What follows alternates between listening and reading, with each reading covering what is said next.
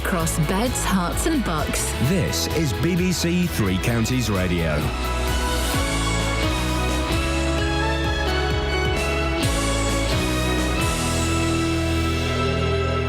It's 6 o'clock. I'm Simon Oxley. The headlines: fall in penalty points for drivers caught on the phone, Miliband rejects SNP offer, and anger over Hertfordshire school places. BBC Three Counties Radio. The BBC has found there's been a sharp fall in the number of drivers receiving penalty points for using a mobile phone at the wheel. A Freedom of Information request to all forces has revealed a fall of nearly 25% last year, with more people being offered an awareness course. More from Jim Taylor. Both the Transport Secretary Patrick McLaughlin and the head of the Metropolitan Police, Sir Bernard Hogan-Howe, have floated the idea of doubling the number of penalty points given for driving while using a mobile, from 3 up to 6. Research suggests the offence is as common now as it was 6 years ago. Fewer calls are being made, but more texting and checking on social media is taking place. These new figures, though, suggest that, in fact, fewer penalty points are being handed out. Instead, tens of thousands of offenders are being offered the chance to pay for and attend an awareness course, similar to those offered for speeding. Ed Miliband has rejected a direct offer from the SNP leader Nicola Sturgeon for their parties to go into coalition to stop the Conservatives returning to power. The clash came during last night's televised election debate, featuring 5 opposition leaders. Paul Baines is a political analyst from Cranfield University. Overall, if you had to pick a winner, then probably the winner, I think, would be Labour, because they're the only real possibility against the Conservatives, and they got airtime and the Conservatives didn't. A man was airlifted to hospital after a crash which closed the M1 in Hertfordshire last night. The motorway was closed southbound between junctions 9 and 8 from around 6:30. Later, the M1 was closed northbound between Milton Keynes and Northampton after a car went down an embankment at around 11:30. 2 people had to be freed by fire crews. Hertfordshire County Council say 95% of children have been allocated a place at one of their preferred schools, but nearly 1 in 5 missed out on their first choice, and over 800 were not given any of the 3 primary schools they listed. Hertfordshire's Director of Education, Andrew Simmons, has described the process as a significant challenge. Candace Monk didn't get a place for her daughter at any of the schools she applied for. I'm angry. I don't see what the point of the system is, because they've basically just put me wherever they wanted to, and the school that I'm in it's not a huge travelling distance, but in traffic in the morning, you're still talking 45 minutes in a car. So it's gutting. It's absolutely gutting. A stash of stolen catalytic converters has been found under a bush in Dunstable. Community support officers found 16 hidden in Watling Street. Bedfordshire Police say 72 have been stolen in the Dunstable area over the past 4 months. In sport, England need 8 wickets on the final day to win the first test in Antigua. The West Indies will resume on 98 for 2, chasing an unlikely 438 to win. And practice starts at midday our time for Sunday's Bahrain Grand Prix, with Hertfordshire's Lewis Hamilton looking to follow up last weekend's win in China. The weather, a mix of cloud and sunny spells, the chance of a light shower this afternoon, a maximum temperature 13 degrees Celsius, and you can get the latest news and sport online at bbc.co.uk/3 counties. Can't sex sometimes just be about bish bash bosh, let's get on with the grouting?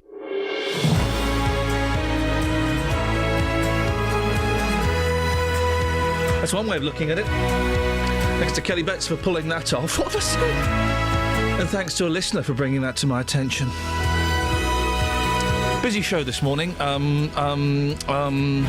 Penalty points, a great big hole, an 80-year-old strong man, and Catherine's dressed like she's going to a dance in the 1950s. A hop, indeed. If you want to take part, well, you can't. Across beds, hearts and bucks. This is BBC Three Counties Radio. This is what I want to do. This is why I'm going to play a brilliant song in a minute. David Cassidy, The Partridge Family. It's an epic song, right? But this is what I want to do. This first hour is something very, very special that only a few people are aware of, OK? Mm-hmm. I don't know what to call it. Someone called it the Magic Hour. I quite like that, although people might think it means we're like Magic the radio station. Yeah. I like the Lost Hour. Listen, this hour, guys, technically it's mine, but metaphorically it's yours. What's that buzz? Is that this again? It's yours buzzing. The Forgotten Hour. Huh? The Forgotten Hour. OK, so that's an example of a bad suggestion. The Secret Hour. OK, she's going to keep doing this, isn't she? OK. Hour. There we go. So I've stopped that now by actually turning her microphone off. That's censorship. I've just censored Kelly Betts. Is she still doing them? Hour. She's going on. Okay. So what I want this hour, because there's not many people listening. I've seen the figures. It's literally about 8 people listening, and the people say, "Oh yeah, I listen again." I've included you in those figures. So I want the listeners to come up with a title for this hour, and also in this hour from now on, I want us to do a phone-in topic and a texting topic that we only do in this hour. And we never refer to it again. Yeah, and at 7 o'clock, boom, it stops, and we never mention it again. And if people call in and text about that, well, that's just tough. We don't know what you're talking about. We don't know what you're talking about. So today, I want to know everything. In fact, we can all come up with a topic. Can we call it nightclub? Oh, for crying out loud! It works on 2 levels. What is this? It's virtually the night. That was the idea that was rejected before they came up with the Hitman and Her. Was it? I don't know. They should have called it Old Man in a Disco. My topic for this hour that we don't know the name for it yet is what do you know about Moldova? What do you know about Moldova? What do you know about Moldova? I've forgotten her name. I keep on Kerry. Hello. Kenny. What do you know about Moldova? It would fit really nicely into that song. There were 10 in the bed and the little... Hey, said, Moldova. You know why I'm talking about Moldova? Why? Oh, this is brilliant. Tell me. Britain, we've got a traitor in our midst. We haven't anymore. He's Moldovan. Who? Britain's, the world's #1 Taekwondo expert is British. Was British. He's now gone to Moldova. The British Taekwondo Association wouldn't let him fight karate style in the 2012 Olympics. They wouldn't let him fight. And so he's gone, do you know what? I'm going to take Moldovan citizenship and go and fight for them. So in 2016 Brazilian Olympic, he's going to be fighting for Moldova, not for us. He's the world's #1. We've let him escape. Just because we wouldn't let him fight? Just because we wouldn't let him fight. I don't know anything about Moldova. So, you come up with one, Catherine, you can come up with one as well, Kelly. I'd like to know your things about Moldova, please. Graham's called in. What do you know about Moldova, Graham? I know it was a former republic state. That's all I know. There we go. We've got our first fact. It's a former republic state. That's wonderful. What have you got for us, Graham? Why are you ticking? You're not a bomb, are you? Is this a bomb threat? No. No, it's the indicator. Your indicators. OK, thank you. What would you like to say, Gray? I think Kelly's idea was good. Hour. OK, thanks for calling, Gray. Unbelievable.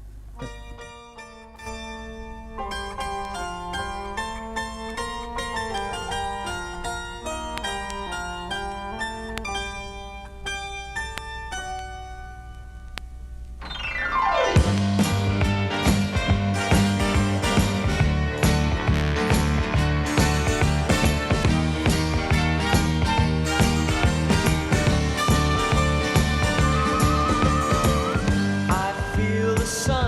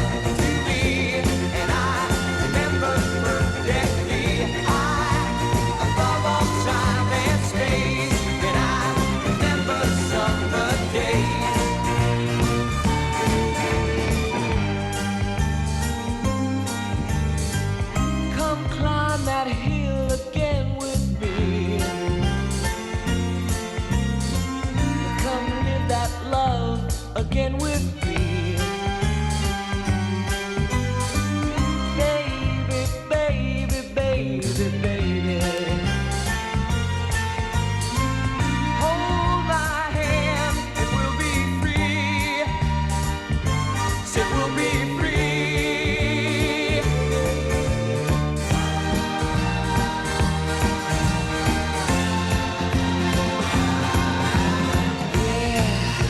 You gave your love to me, and I remember perfectly, high above all time and space. And I remember summer days when you gave your love to me, and I remember perfectly, high above all time and space. And I remember summer days when you gave your love to me, and I remember perfectly, high above all time and space. And I remember summer. Yes, Simon, what would you like to say?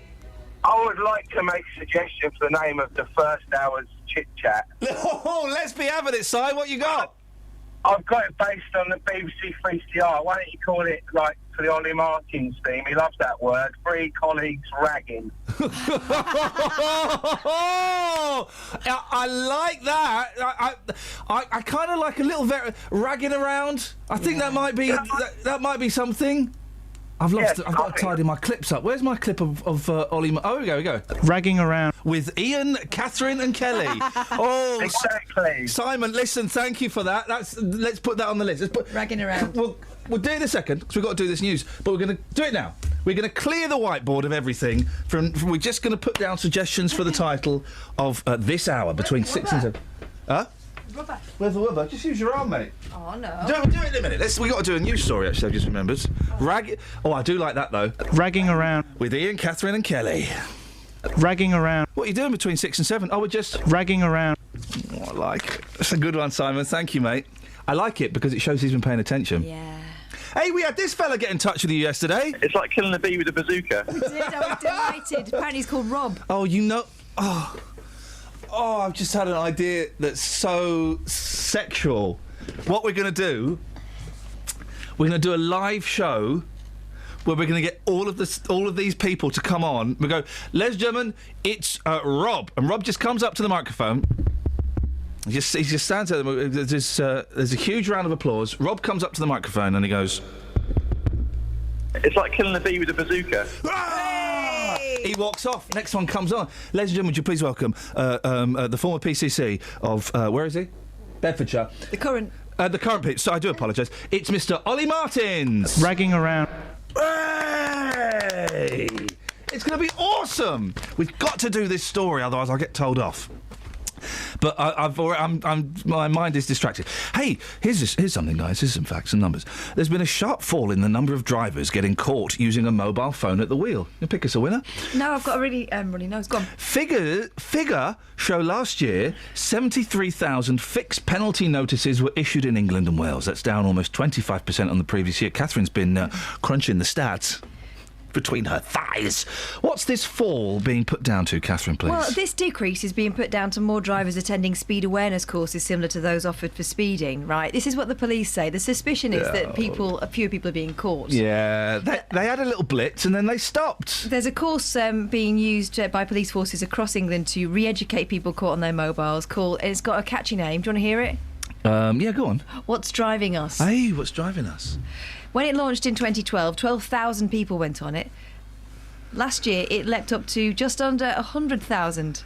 How many deaths are caused by drivers using mobile phones behind the wheel? In 2013, for example, the use of the mobile at the wheel was a factor in 22 fatal accidents recorded and proven. And that's likely to be under-reporting of the true figure because you just can't tell in some cases. More than 500,000 motorists used their mobile phones whilst driving last year that we know of. Paul Newman is founder of the campaign group Hands Off. He is the brother of someone who was killed by a driver who was using his mobile. It's destroyed our family. It's devastated us, losing a beautiful sister because of somebody who used a mobile phone. You don't get over something like that. It affects you when you lose somebody. Well, it's a very sad situation, of course. The law surrounding law using a mobile phone behind the wheel, it's illegal, isn't it? Yes, it's been illegal to drive in the UK whilst using a handheld mobile phone since December 2003, when drivers could be fined £30. Previous to this, legislation was only that a motorist would face prosecution for using a mobile phone if they were charged with failing to keep control of the car whilst using it. Now, from February 2007, the fine doubled to £60, and using a handheld mobile phone behind the wheel became an endorsable offence. You can get points for it, with 3 penalty points added to the offender's licence. In August 2013, the department increased the initial fine drivers received for getting caught using their phone from £60 to £100.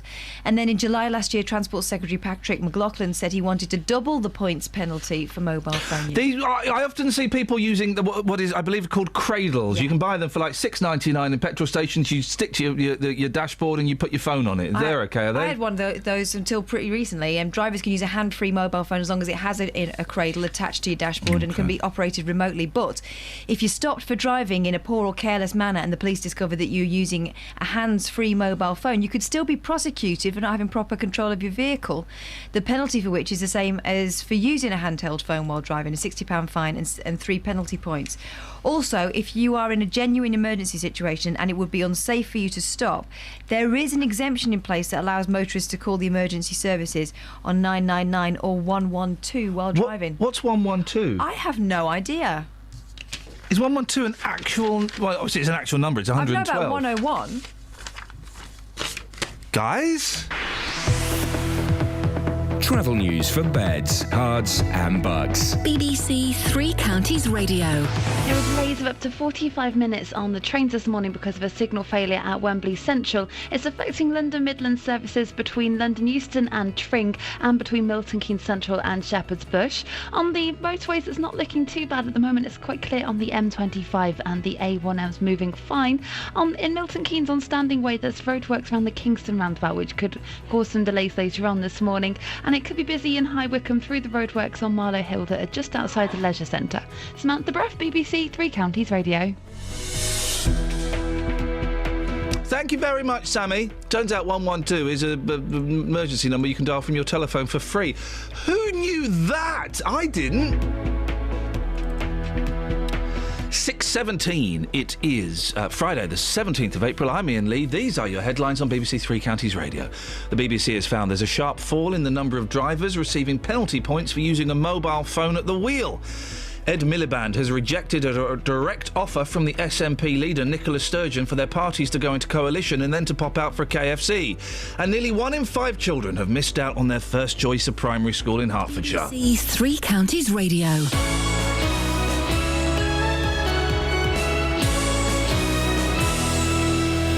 Friday, June the 5th is the first ever BBC Music Day, aiming to bring people together across the UK through their love of music. As part of the day, we're searching for local unsung heroes. Do you know someone who's giving a big musical contribution to their community? From supporting young musicians to leading a choir, anyone who's making a lasting difference in your area through music could be one of the 5 heroes chosen to receive a VIP invite to a major BBC music event. Nominations for the... So I'm so sorry. Kelly spoke to me. Not blaming you at all, Kelly. Sorry. No. You spoke. I was trying to queue up a record. I'm looking at where we're going next. I've seen that we've got Percy Sledge on the computer and we're not playing that because we're not playing songs on the computer. I see we've got Justin coming up next. And then Kelly spoke to me, and so my reaction was to press stop. Because my brain was going, there is way too much information going on, boy. You've just got to stop it. What were you saying, Kelly? I actually saw you put the record on and I thought, I'll wait until he's done that and then I'll speak to him. It turns out, so I had record, I had Justin queued up there, I had Percy Sledge, and I had the story. So the 4 things. It means that the 5th thing was the straw that broke my camel's back. I'm so sorry. What was the 5th thing, Kelly? I learnt about 112 yesterday on a speeding awareness course. A speeding awareness course. Yes. And do you know what else I learnt yesterday? Yeah, go on, mate. I'll tell you. Go on. You know when you're driving along the motorway? Yeah. And you have to pull over on the hard shoulder Yes. for whatever reason. You're supposed to park slightly diagonal. Well, do you know what? I have noticed that's what the coppers do. Yeah. When, I've never seen anybody do it. Coppers do it all the time. Nose in or nose out? Nose in. Nose out, away from the road. Yeah. Yeah. I'd say nose in because you're nosing into the barrier. Well, I would say nose out, but you're right, Just. Hello, boss. Nose in or out? Nose out for me, I think. Thanks very much.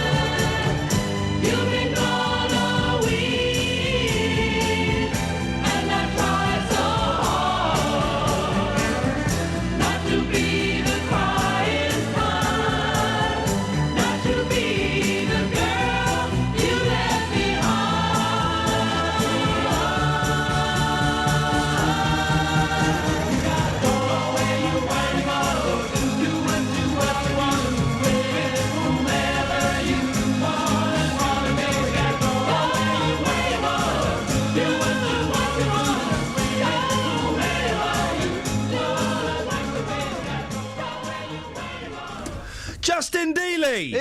Geezer, geezer! Geezer. The hairy hour.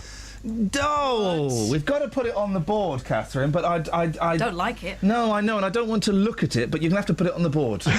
We are, for those who've just switched in, this first hour is a very, very special hour. We are looking for we're making a secret little club, and you're not supposed to do that in radio. You're supposed to be inclusive. Well, we're going to be exclusive. I might even get membership cards printed up. We were looking for a title for the first hour, and we're going to do topics that we only do in the first hour. They don't get carried over. Mine is... or you could do one as well if you want, Justin. And Catherine, we're waiting for yours and yours, Kelly. Mine is, what do we know about Moldova? After the world's #1 Taekwondo champion was British, the Brits wouldn't let him fight. So he's gone to Moldova. He's going to be fighting for Moldova. Good for him. And the British Taekwondo Association were on the news last night going, oh, it's a real shame. I don't know why. He wouldn't do it. He did it because you guys wouldn't let him fight. Well, from what I hear, the streets in Moldova are very clean. Stick that one down. Yeah. Oh, right, they got clean streets. Apparently so. Oh, OK, so it's a former republic state and it's got clean streets. Yes. Beautiful. Catherine, have you got a little thing you want to throw out? Legs in or legs out? People are confused at the moment because we are British and the sun has been out and it's been quite warm. Yep. Now, yesterday I saw a woman like me wearing black tights. Very few women like you, Catherine. Wearing black tights and kind of buttoned up. And then she was walking next to a woman wearing shorts. What the? I also saw a man wearing shorts on the bottom, where you're supposed to put them, and a fleece on top. We're all confused. So the question I'm asking is, legs out or legs in? Oh, legs in. No, legs out. Come on. No, enjoy I'm uncomfortable with my legs out because I am very, very, very, very, very white. And, I used to get called milk bottle legs at school. I've never seen you wear shorts, Dealey.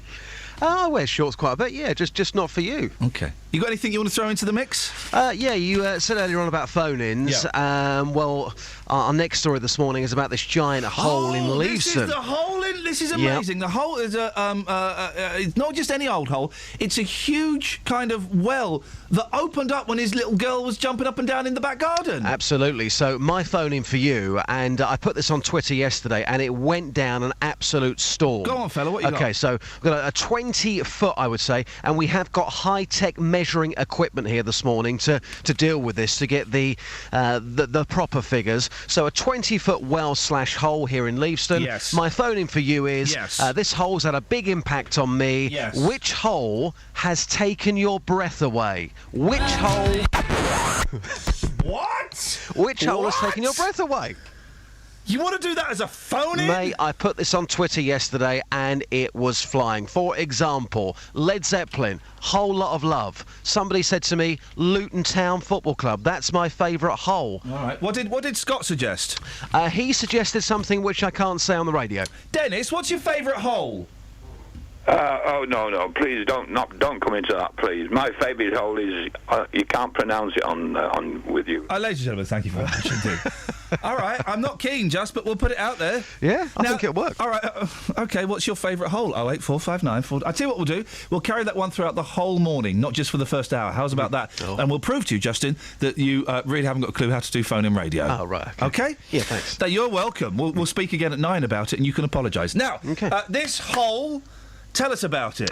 Yeah, I'm in Comet Way at the moment in Leavesden, in Hertfordshire. This happened on Good Friday, hopefully. Excuse the pun, but we are going to be getting to the bottom of this today. Various guests coming on your programme. Good Friday, a holy day. Yeah, it was. Yeah, good one.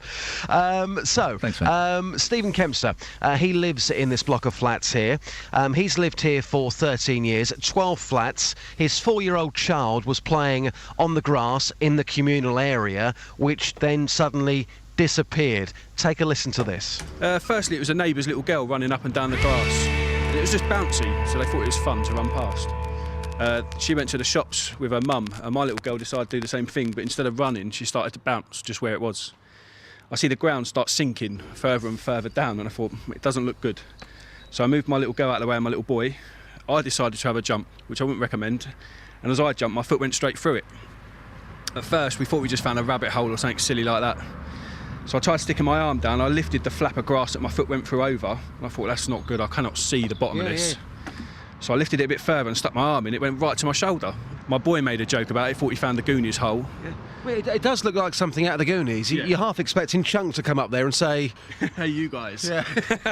Which would be quite funny. You're heading off to the hole again today, Justin, because the residents don't know who owns the hole. No, and this is a big thing. Eric Gatson, he's the MD of WE Black Limited. They're the freeholders of the sites. He's going to be live on the programme later. Okay. I'm here at the moment, and still this hole is covered up. And the pictures on Facebook don't do it justice. The hole is covered up by plywood and deck chairs, which the residents have used to keep this area safe.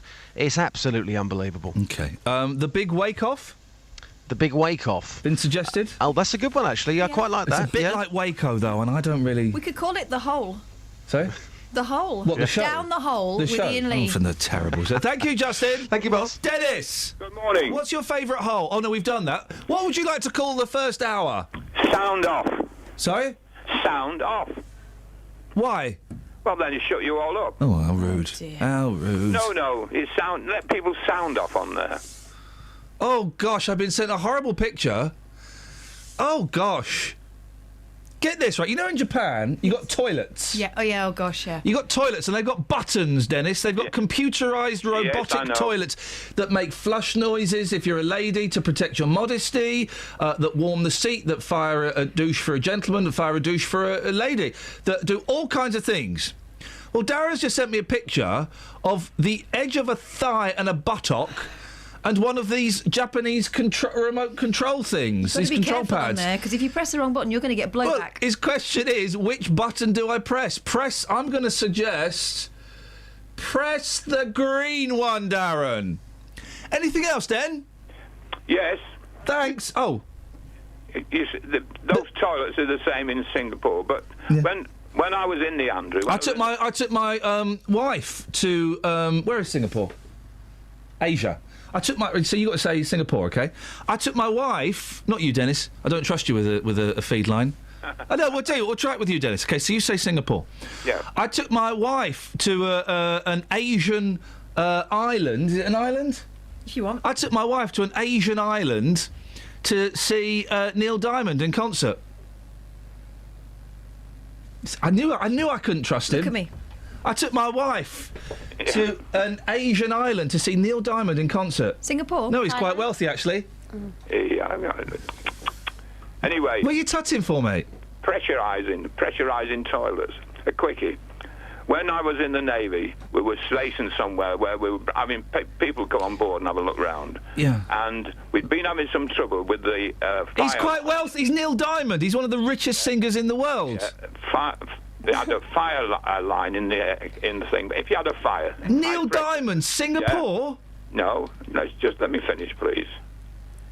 The power line where all the water is for fire brigade. The joke is the Singapore... Did you it's take... in Singapore. Yes, it's in Singapore. Yeah, is the Singapore? Yes. Yeah? They are very poor, yes. OK, well, thanks for calling, Dennis. Extremely clean. Yeah, thanks for calling. Bye-bye.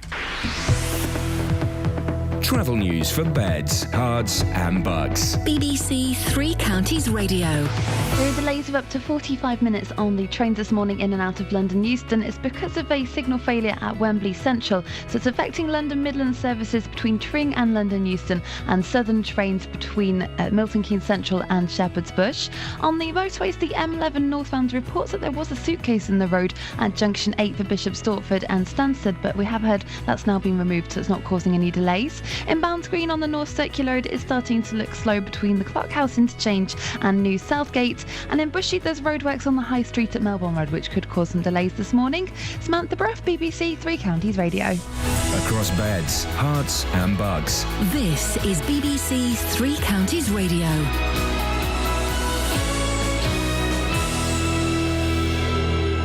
It's 6:30. I'm Simon Oxley. The BBC has found there's been a sharp fall in the number of drivers receiving penalty points for using a mobile phone at the wheel. Ed Miliband has rejected a direct offer from the SNP leader Nicola Sturgeon for their parties to go into coalition. The clash came during last night's televised election debate. A man was airlifted to hospital after a crash which closed the M1 in Hertfordshire last night.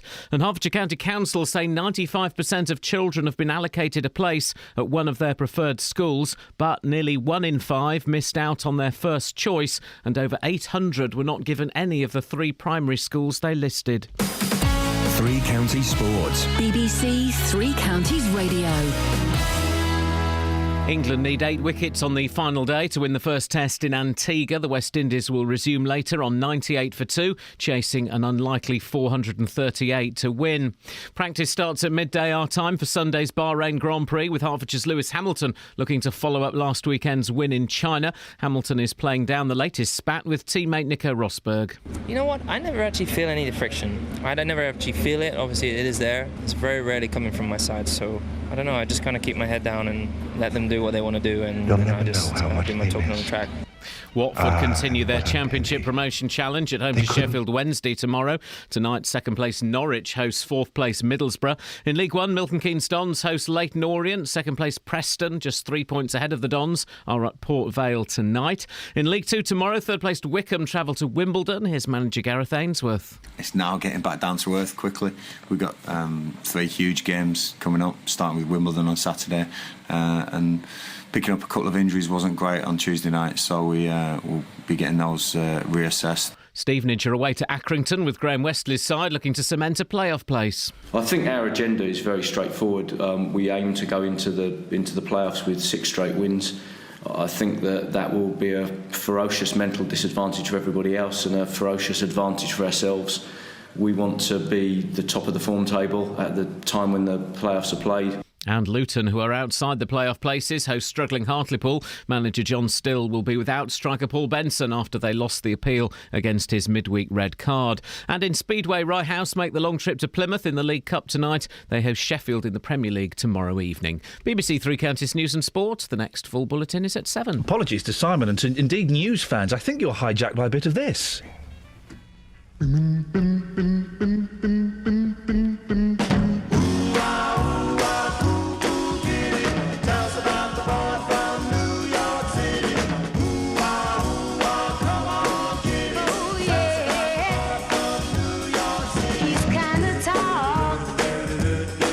he's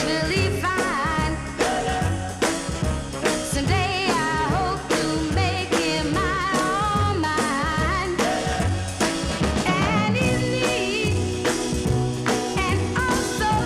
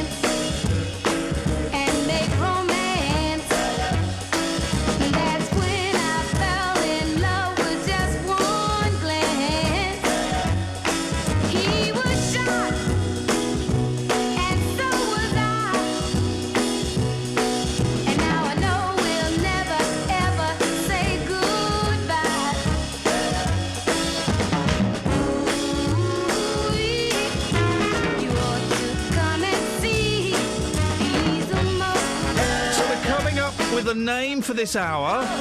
It's like a secret little club. So far, what have we got, Catherine? Hour. I'm not keen on the hour. Ragging around. I like ragging around. That was, of course, was suggested by... ragging around. Ollie Martin. Ollie Murs. The hairy hour, which is Justin's. That disgusts me. I know. What about the power hour? Well, that sounds a little bit perverse. There's no power involved. We had an email from Jill.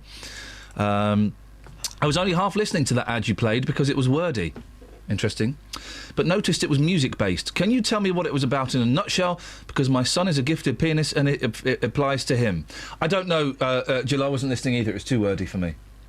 Snuffers is on the line. Good morning, Snuffers. Morning, how are you? I'm good, thank you very much indeed. We are putting out questions that will only be asked in this hour. I'm going to make it exclusive. I might get membership cards printed up. I don't know yet. Probably won't. And one of my questions has been, what do we know about Moldova? Yes.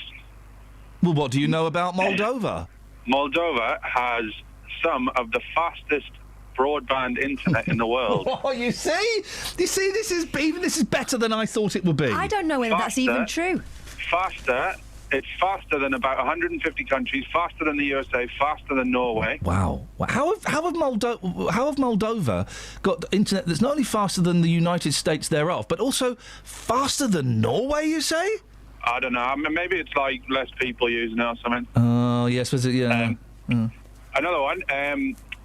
This is a bit of a sad one, but Moldova has, the capital city of Moldova has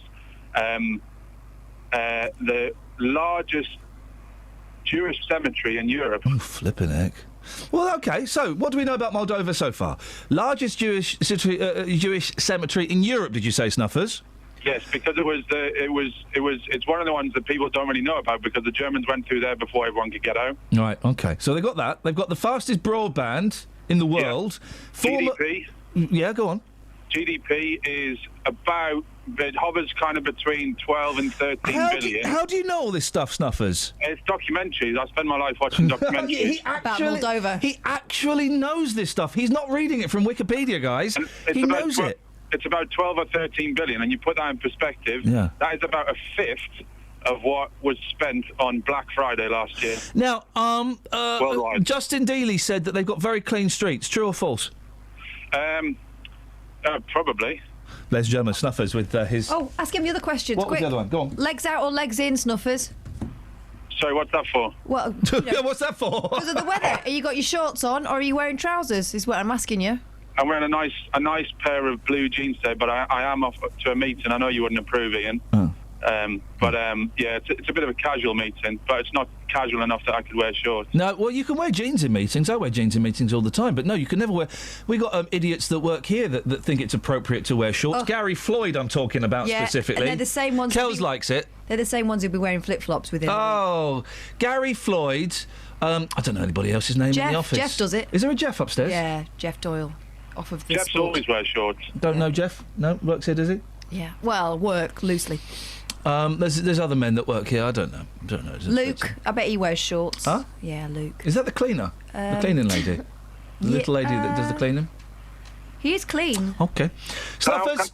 Can I also just add something as well about that driving? You were talking about driving. Flipping heck, Snuffers. You might as well host the show, mate. I'm going to go home. He's unpacking his mind. Yeah, go on, Snuffs. I'm on the M25, coming round kind of towards the M40. I have just seen an absolute whopper. Someone driving along, 55, 60 miles an hour with a book. Oh, whoa. No, reading a book while they're driving. What was the book called? I don't know. How to drive. How to drive safely. How to avoid driving bans. 50 Shades thereof. Yeah, they should throw a said book at him. Snuffers, thank you very much indeed. Snuffers, thank you. Yeah, go, Kels. What about my phone in? What was it? This time last night. What were you doing? Oh, do you know what? That ain't bad, actually. This time last night, 6:40, I was asleep. I went to bed so early again. Because I am old. Yeah, I was in bed. Kath? I was running round after 4 children. I'm baking a cake. Well, there you go. Where's everyone going? I'm just going to write this down. Okay, well, guys, I don't know where you're going because it's time to play...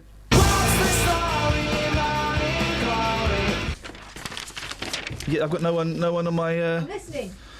Oh, flipping heck. I tell you what, let's do one of these. I took my troubles down to Madame Ruth. You know that gypsy with the gold cap tooth? She's got a pad on 34th and Vine, selling little bottles of love potion number 9. I told her that I was a flop with chicks. I've been this way since 1956. She looked at my palm and she made a magic sign. She said, what you need is love potion number 9. She bent down and turned around and gave me a wink. She said, I'm gonna mix it up right here in the sink. It smelled like turpentine, it looked like India ink. I held my nose, I closed my eyes. I took a drink. I didn't know it was a day or night. I started kissing everything in sight. But when I kissed the cop at 34th and Vine, he broke my little bottle of love potion number 9.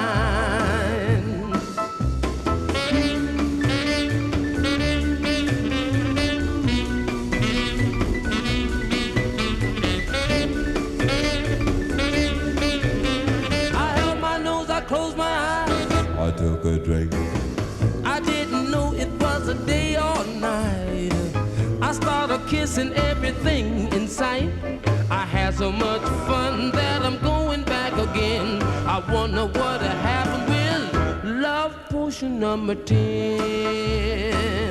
Love potion number 9. If that's the impact that Love Potion number 9 had, one can only imagine what Love Potion number 10 would do. That's about Viagra, that song, isn't it?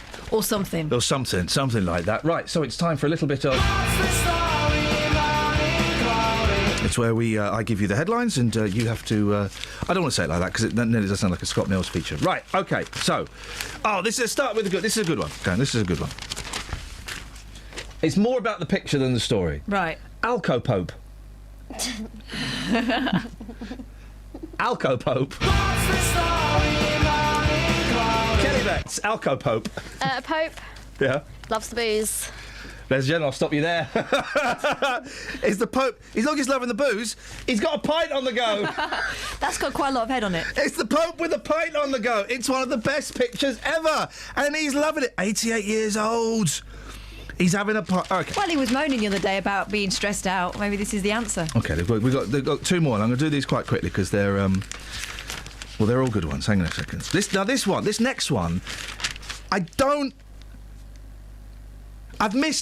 maybe I've missed something because I don't get it. Go on. The headline is Waste of Space. Waste of Space. How's waste spelt? W-A-S-T-E. Oh, so like rubbish waste. Waste of space. Mm-hmm. You'll never, ever get it. OK. Catherine. There's loads of extra space in space that no one's built on. Why not? That's the question. Oh, I've kind of get it now. No, that's not it. Nick's on the line. Morning, Nick. Good morning, Mr. Lee. Do you want to play What's the Story Morning Glory? I've no idea what that is. What? Have a guess, Nick. None of us have No, got an idea. he doesn't know what the game is. Oh, you just have to guess what the story is. Guess what the story is from Waste... The headline, Waste of Space. Go ahead, test me. Is it something about refuse dumps? No, it's not. Kelly. You know Space Raiders, the crisps? Yeah? Oh, yeah. Yeah, they found a load that were out of date and I don't know what to do with them. Waste of space. Here we go.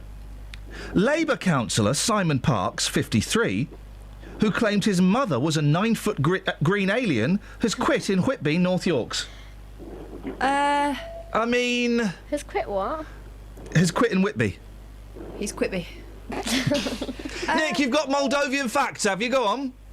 Well, I don't know if you remember the film Red with Bruce Willis. I do remember the film Red. Yes, I went to see that film, and moments after seeing that film, I was on my way to interview Bruce Willis, and I got suspended from the radio station I was working at because British Gas had knackered my boiler. So I remember that film very, very well. Yes. Right at the very end. Yeah. Right at the very end, Bruce Willis and John Malkovich. Yeah. Invade Moldova. They do what? They invade Moldova. Ladies and gentlemen, Moldova is invaded by Bruce Willis and John Malkovich. Thank you very much, Nick. Travel news for beds, cards and bugs. BBC Three Counties Radio. On the the trains this morning, there are delays on services in and out of London Euston. So London Midland services between Tring and London Euston, and southern trains between Milton Keynes Central and Shepherd's Bush have are all affected by a signalling problem at Wembley Central. On the M25 anti-clockwise, there are queues building up now around junction 19 for Watford, and in Bounds Green on the North Circular Road is looking very busy between the Clock House interchange and New Southgate. In Bushey, there are other roadworks at the High Street which could cause delays at Melbourne Road this morning. Samantha Bruff, BBC Three Counties Radio. Thank you, Sammy. We've got one more What's the Story Morning Glory, and then, Catherine, we will actually look at the papers in a bit, so get ready. I'm prepared. I know, it's taken ages. 6:46, it's Friday the 17th of April. I'm Iain Lee. These are your headlines on BBC Three Counties Radio. The BBC has found there's been a sharp fall in the number of drivers receiving penalty points for using a mobile phone at the wheel. Ed Miliband has rejected a direct offer from the SNP leader Nicola Sturgeon for their parties to go into coalition. And nearly 1 in 5 children have missed out on their first choice of primary school in Hertfordshire. Beds, Herts and Bucks weather. BBC Three Counties Radio. Hello, very good morning to you. It's going to feel a bit chillier today across the three counties than it felt yesterday.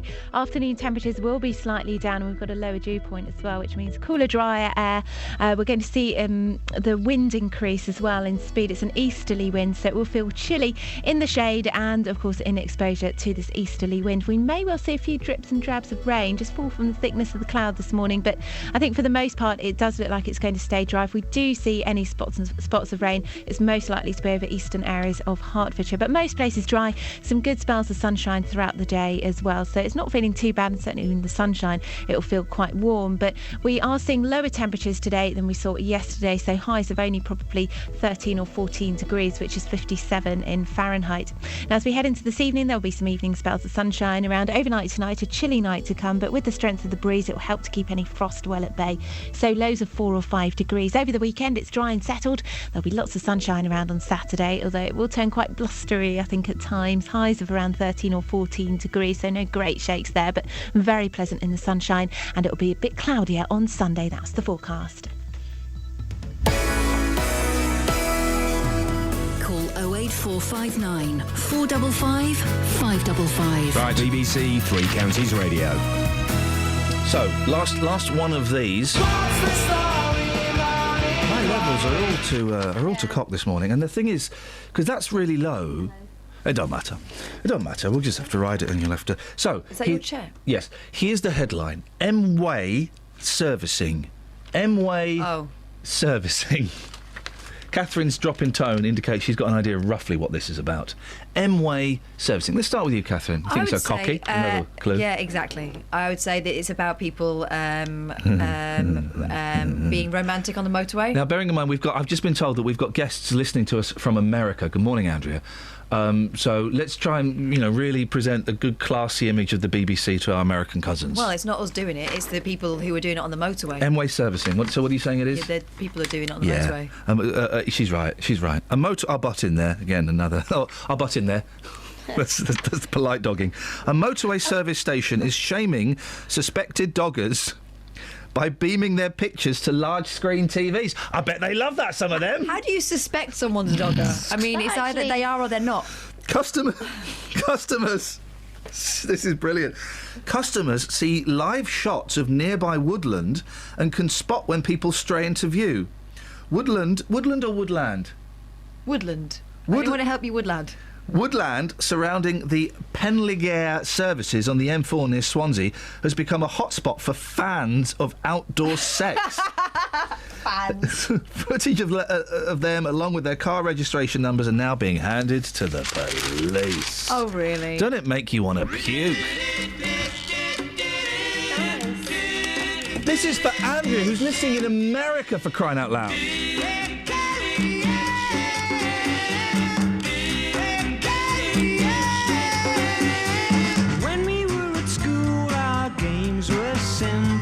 I played a janitor, you played a monitor, then you played with older boys and prefects. What's the attraction in what they're doing? Hey, Carrie Ann, what's your game? Now can anybody play?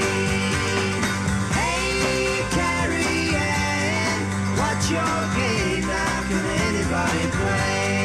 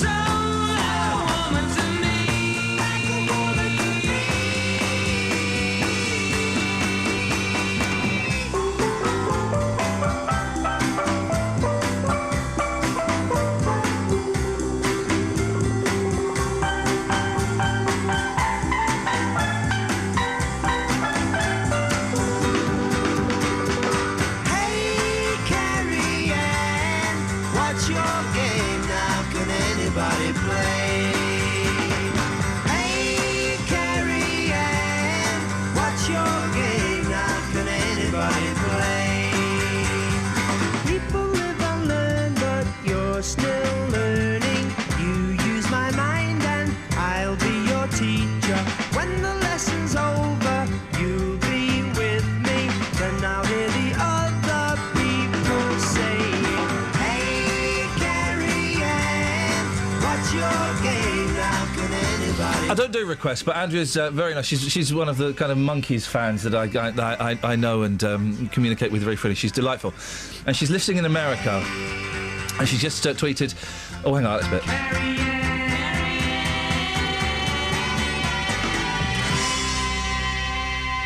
I like that bit. I enjoyed the traffic report. It makes it seem pleasant to be stuck in the traffic in the UK. So nice and relaxing. Because our travel problems are so much more relaxing than those in the. Well, they are more relaxing because we tend not to have guns. Yeah, tend. Although those things are changing. What have you got in the papers, This Catherine? poor woman didn't have a gun. She didn't have a stick of furniture. This is Justin. We'll come to you in a second. This story is heartbreaking but funny. In fact, can I have the Coldplay music? I was going to combine Press the 10. words funny and heartbreaking, but you do it yourselves. A widow aged 93 came home from hospital to find her son had told a charity to take all her cherished possessions. Pamela Clothier lost furniture and clothing, and even her beloved dog Mitzi. When son Peter, 70, told Age UK, clear the bungalow. Mrs. Clothier, whose late husband Clyde was a bomber command hero, returned to find the property empty and Mitzi packed off to an animal sanctuary.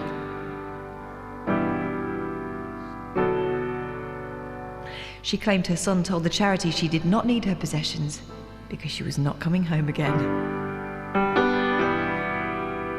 I bet he got in such big trouble with his man. It sounds like he's had a rollicking, and he's 70. Can you imagine being 70 and still getting a rocket under your, from your mum? Age UK has now given Mrs. Clothier £1,000 compensation. I'll give her the furniture back. And but they can't get the dog back. Aye.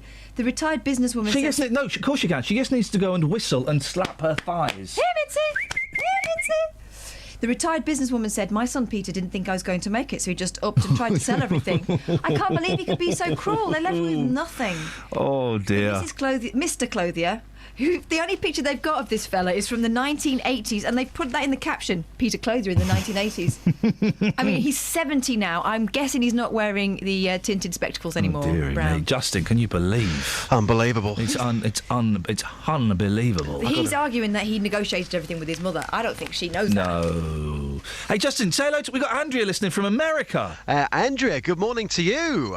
I've got... she mentioned travel news, didn't she? Oh, I know what hang on, I know what Andrea needs. Good morning, sir. There we go. Good morning, sir. Good morning, sir. Andrea's saying how much she enjoyed the travel news. That was the worst compliment I ever got once. I was presenting Saturday Breakfast. I met this guy on the street. He said, Justin, do you know what? I love your Saturday Breakfast show. I said, what do you enjoy about it so much? The travel reports are great, aren't they? I said, what?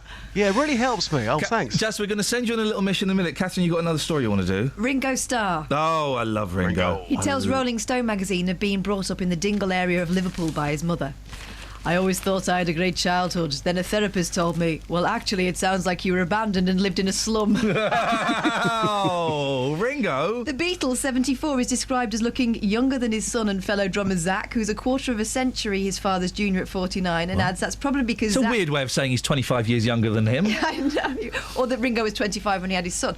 That probably is because Zach doesn't live on vegetables, juices and broiled potatoes, said Ringo. Good for Ringo. I love Ringo. Maybe there's a phone in that. What? Looking back, it was rubbish. I've got to say, Justin, your phone in. What was it? What hole has impressed you much? No, it wasn't that. No, Awesome it holes. was which hole has taken your breath away? Wow. I mean, really, I mean... Well, a year ago, Luton Town got promoted. Kenilworth Road, not the greatest stadium in the world.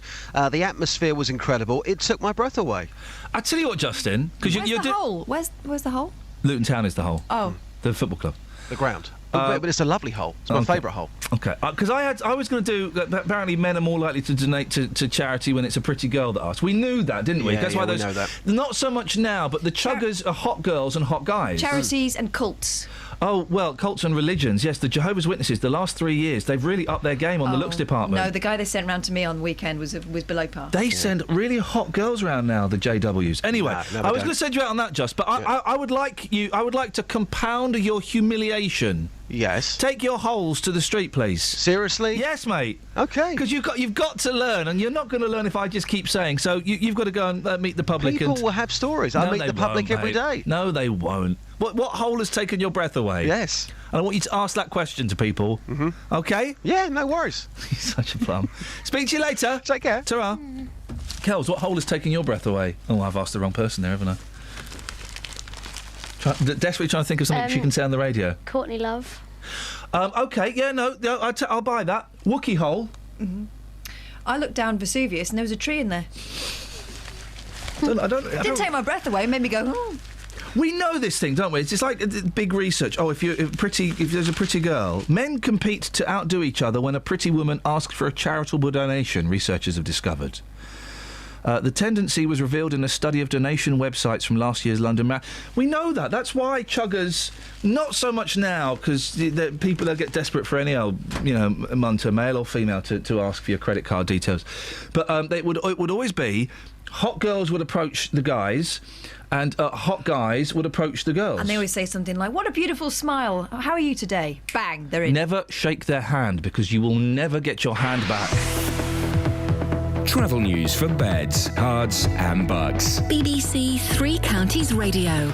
On the trains, there are some problems this morning because of a signal failure at Wembley Central, so there are 45-minute delays on London Midland services between Tring and London Euston, and on Southern services between Milton Keynes Central and Shepherd's Bush. On the M25 anti-clockwise, it's slow from junction 16 for the M40, and in Bounds Green on the North Circular Road, it's starting to look very busy between the Clock House interchange and New Southgate. In Buckingham, it's looking okay at the moment on the A413 London Road at the Total Roundabout, but there are some temporary traffic lights which could cause some delays. Samantha Bruff, BBC Three Counties Radio. Thank you very much, Sammy. So the only one... Shh, don't tell anybody, guys. This club finishes. The club door closes in 32 seconds. The only one of those we're carrying over is just it. What was it? Awesome holes. What hole has taken your breath away? I mean... Phone up and berate him. 08459, you know the rest. The clubhouse is now closed. Local and vocal across beds, hearts and bucks. This is BBC Three Counties Radio.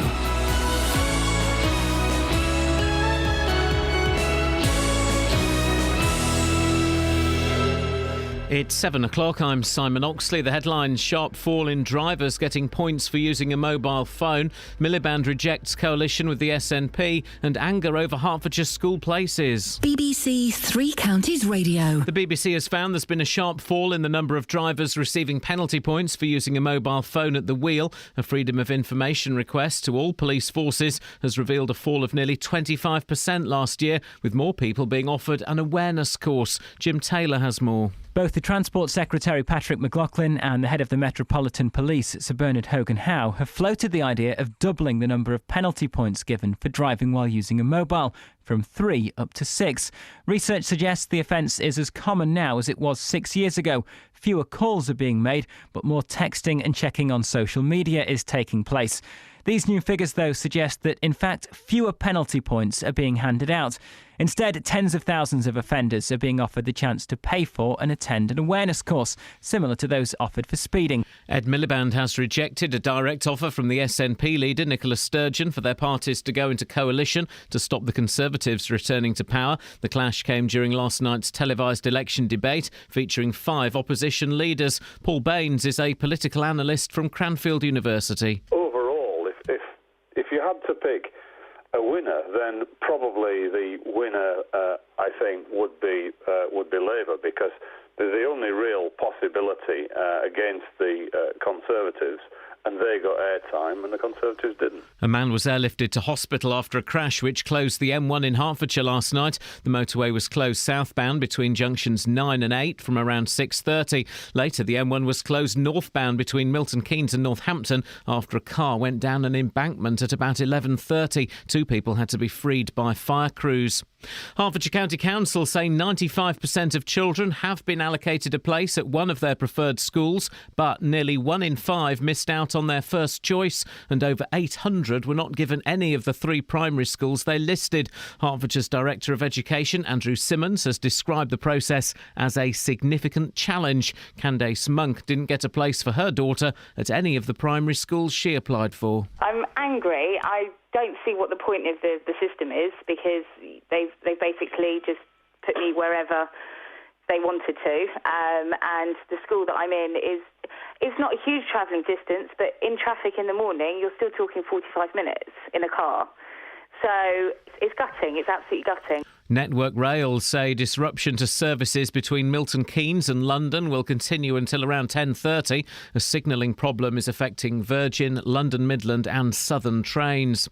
In sport, England need 8 wickets on the final day to win the first test in Antigua. The West Indies will resume on 98 for 2, chasing an unlikely 438 to win.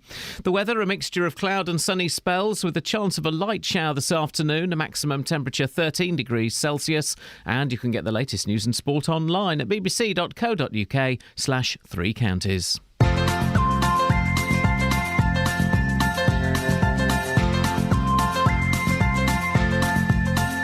There's a voice that keeps on calling me. Down the road is where I'll always be. Every stop I make a new friend. Can't stay for long, just turn around and I'm gone again.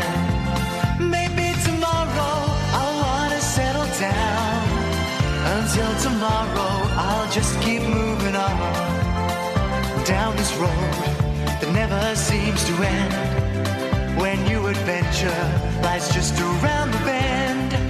So if you want to join me for a while, just grab your hat, come travel light, that's hobo style. Maybe tomorrow I'll want to settle down. Until tomorrow, the whole world is my home. So if you want to join me for a while, just grab your hat, come travel light, that's old style. Maybe tomorrow I'll want to settle down. Until tomorrow, I'll just keep moving on.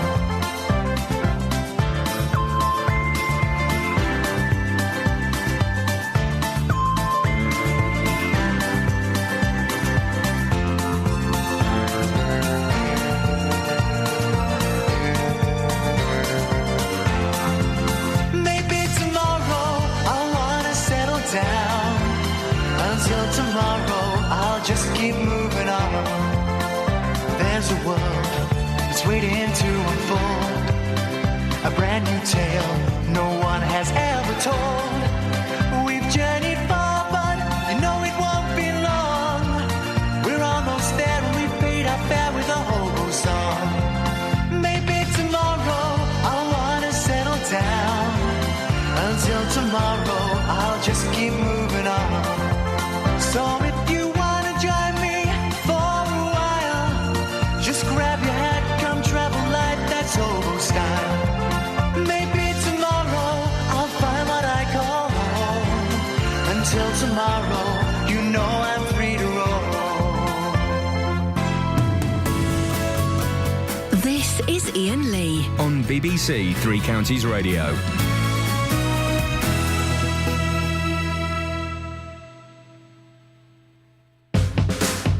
Across beds, hearts and bucks. This is Iain Lee. BBC Three Counties Radio. Yes, Pat?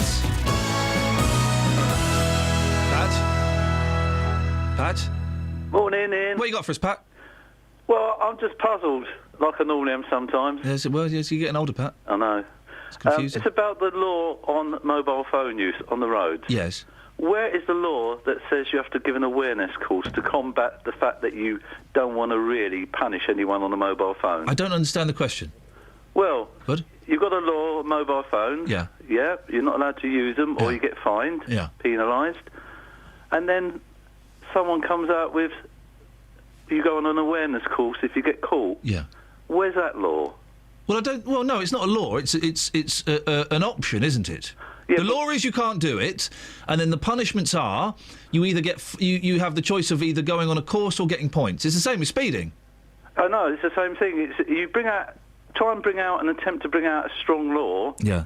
And then you bring out something else that takes that law down to a weakness. Well, no, it doesn't take the law down to a weakness because one of the arguments is that better education, I don't know if I necessarily buy this, but better education would limit the number of offences. Maybe people don't realise just quite how dangerous it is, what they're doing. They know the consequences of using a mobile phone. No, they don't, Pat. They do. No, they don't. No one does.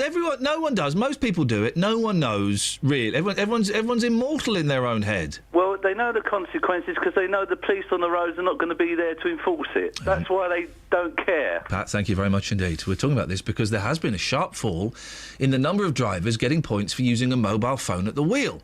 Figures show that last year 73,000 fixed penalties were issued, down almost 25% on the previous year.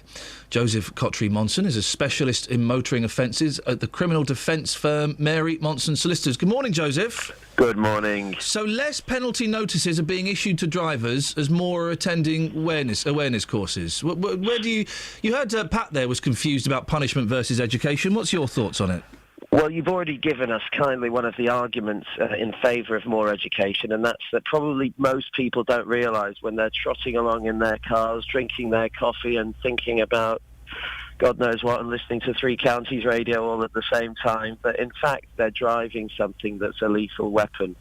And being distracted, of course, behind the wheel, dangerous thing. People do need more education, whether that comes through TV adverts like we've had with drink driving, or whether it comes with an awareness course for people who've committed their first offence. Well, I think the key point is whether it's a deterrent or education, if it works to stop this type of offence happening, then it should happen. I have to say, though, there's probably an ulterior financial motive on the part of the government as far as making sure these are diverted to courses. Because if you take something to court, it costs the state money, and of course, although there can be legal costs associated with that for the offender, the reality is if you divert somebody onto one of these courses, they're paying this expensive course all on their own. They still pay the fine, so you get that money too. So as a government, it's quite attractive. So perhaps that's part of the, in this time of austerity, when governments are trying in every way, and government departments in every way are trying to economise on costs, maybe that's part of the motivation too. I say, well, whatever works to reduce offending. Is there any evidence that it's actually these courses are the thing that's reducing the number of penalty notices issued, or is it just that the police, they've kind of taken their eye off the ball a bit? Well, I mean, as always with government, the ins and outs of the workings of the minds of civil servants are fairly inscrutable to Joe Public. So, for example, when this law came in the first place, when the driving while using a mobile phone or a handheld device came in the first place, it was actually brought in on the basis of no evidence as to the amount of accidents it was causing. There was a popular consensus that it was dangerous, but if you're asking me to speculate on the ins and outs of Whitehall's thought processes, then I'm sorry you've come to the wrong lawyer. I'm just not that well connected. Joseph, I appreciate your time this morning. Thank you very much indeed. Joseph Cottrey from the criminal defence firm Mary Monson Solicitors. Hertfordshire-based motoring journalist Adam Rayner joins me now. Morning, Adam. Good morning, sir. These courses, where you get caught with your mobile phone, you go on a course. What do you reckon to them? I was caught doing 2 or 3 miles an hour above the limit, and I am a chicken that knows a fox. A serving traffic officer told me he is utterly convinced they exist only to make money. The people who teach them, it's a wonderful place for the passive-aggressive to go and find an outlet. I nearly lost teeth grinding my molars trying not to respond to the little pokes. So anybody not want to be here? I've done a speed awareness course, and boy, oh boy, those 4 hours really are torturous, but they're better than 3 points on your licence. Yes, although I hope it was a slip of the tongue from your expert who said you pay the fine anyway. No. If you do a speed course, you pay for the course, but you don't pay a fine and get any points. That's the whole point, and why people put up with a passive aggressive horror. Do you not pay the fine as well? I can't remember. It was a while ago. No, you pay for the course. Right. Okay. Oh, I see. You pay for now, the course. do you use a mobile phone in your car? I've got a fine hands-free system, and when I had no hands-free system, I used the thing that came in the box with the flipping phone, which is plugs in the phone, goes in your ear. There's a single button. Every phone that ever got sold comes with it. There is no excuse.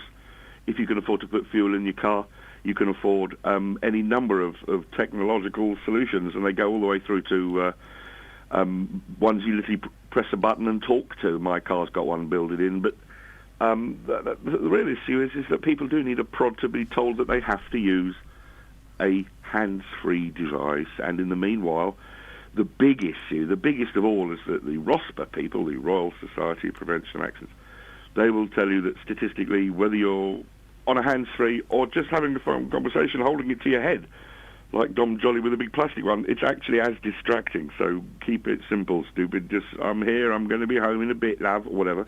But everyone does it. If people are in their cars now, you look to your left or to your right, or even look into your own hand, you will see someone using a mobile phone. Everyone does it. Well, not everyone by any means. You see plenty of people rolling along, blithering ostentatiously, sometimes with a hands-free turned up, so you can even hear both sides of the conversation, but they don't. Oh, I've heard that. That's fun, isn't it? That's hilarious. Yeah. But the simplest and cheapest solution is that if you're going to use the phone to actually talk to anybody, well, you do absolutely have to have a hands-free, but it mustn't be in your hand.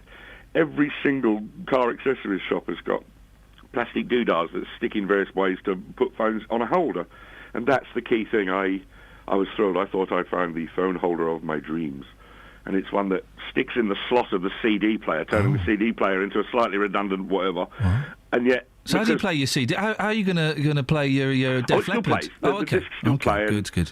The real problem is, though, is that I think it's made for the proper aftermarket ones, because in the one in my car, I fitted it all carefully and accelerated away from picking up my wife from the office, and it promptly fell straight out. So I'm still looking, but that's the point. There is no excuse. The magical Bluetooth tech, you can buy a little cheap earpiece. If you can put fuel in your car, there is no excuse on any level ever. Every single phone comes with a piece of kit, and you can go from 2 bob all the way through to fabulously, ones that would come up with your face on a little picture if I were to phone you up on it. Well, Adam, you're more than welcome. But final question, Adam, has the BBC put the call into you yet? Are you going to be replacing Clarkson? When's this happening? Or can you not announce it because you don't want death threats? There was a terribly nice fellow on Radio 5 who once said to me, or of me, I should say, I do like having Adam on. It's like he does all the voices. It's like having the entire cast of EastEnders presenting Top Gear. I loved him for that. You do the voices. Adam, listen, it's always good to talk to you. Thank you very much indeed. Motoring journalist Adam Rayner, 08459 455 555. Travel news for beds, cards and bugs. BBC Three Counties Radio.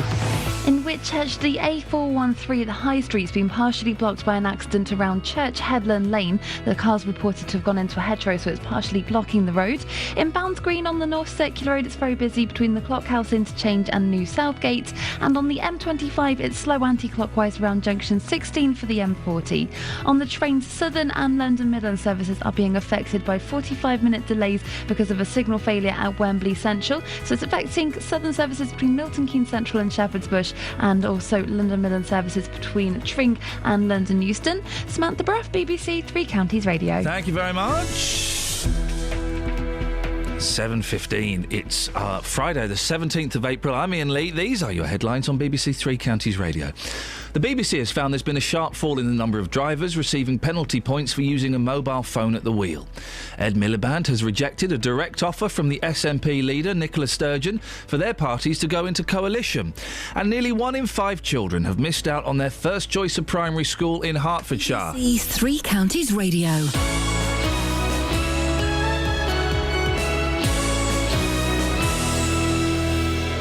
After an impressive week for our teams...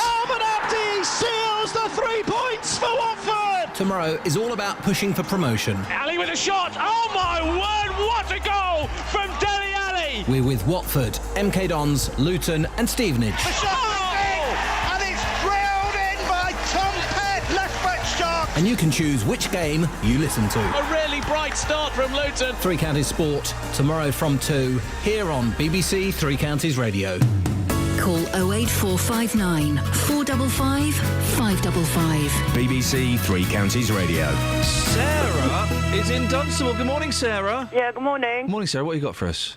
Yes, I'm very aware on the road now. I was speeding. In actual fact, I think I was only doing 36. I didn't know the camera was In there. a 20. Well, now, hang on. I was only doing 36, so you were speeding, and you didn't know the camera was there. Doesn't matter. You shouldn't Well, be. okay, no, Naughty, I hold my naughty. hands up to that. So I got the choice of going on a speed awareness course, which Yeah. I went on, and I wonder if anybody has ever turned down the option of the speed awareness course. Go, now, I'll take the points. I'll have the points, please. Well, no, I'd already got 3 points on my licence. Tell me about it. Tell me about it, Sarah. I didn't want another 3. No. But on the way to the course, I went through. I thought I knew Luton very well, being born there, and I went through Park Street and Church Street on the way to Stopsley, and then a few days later I got another 2 tickets because I was in an area just for buses and no, Sarah. taxis. They're not points, though, are they? They're fines as well. They were fines, so I got 2 fines. Okay. They were 70 quid each, but I paid those within 14 days. Okay. And I hold my hands up to that because the picture showed my little red car. Yes. I love those pictures because you go, this can't... Oh, no, that is actually me. No, this is bad luck. Yeah. And then not so long ago... It's not bad luck, Sarah, it's not bad luck. No, it was bad luck. It's not yes, bad luck. Okay, it was ignorance on my part. I didn't see the signs. Yes, it's not You bad have luck. to read so many signs. Yeah, I know, because of course you do. Yeah, but I haven't finished yet. Go and on, then I blimey. had to go and see a lady at 7 o'clock on a Sunday morning. Here we go. And I thought, oh, well, I'll park there. It wasn't that Sarah. far away from her house. And, yes, I parked on double yellow lines. And when I came out, I got a parking ticket. But the thing is, I see these cars parked on double yellow lines every night. It doesn't matter. You shouldn't do it. Yeah, I know, but I did it, you see. So now Take I your am licence very, away. very aware. Take your licence. Right. Let's find out Sarah's address. Let's send the police to Dunstable. Let's confiscate her driving licence and her car keys. You're not allowed to drive anymore, Sarah. I've been very good now. I'm very, very aware. I read every sign. Well, no I wonder take my you spent eyes about off the 500 road. quid in 1 week. Yes, I know. An awful lot of money, isn't it? You silly sausage. Yeah, so I'm very aware now. Good. Okay. Well, All right. thank you for sharing that with us, Sarah. Dearie me. Justin, can you believe that? You're speaking of from one bad driver to another. What? Sir? Poor Sarah there. Take her licence away. Crush her car. Crush is my it. suggestion. And film it as well. Oh yeah, Yes. film it, please do. I love.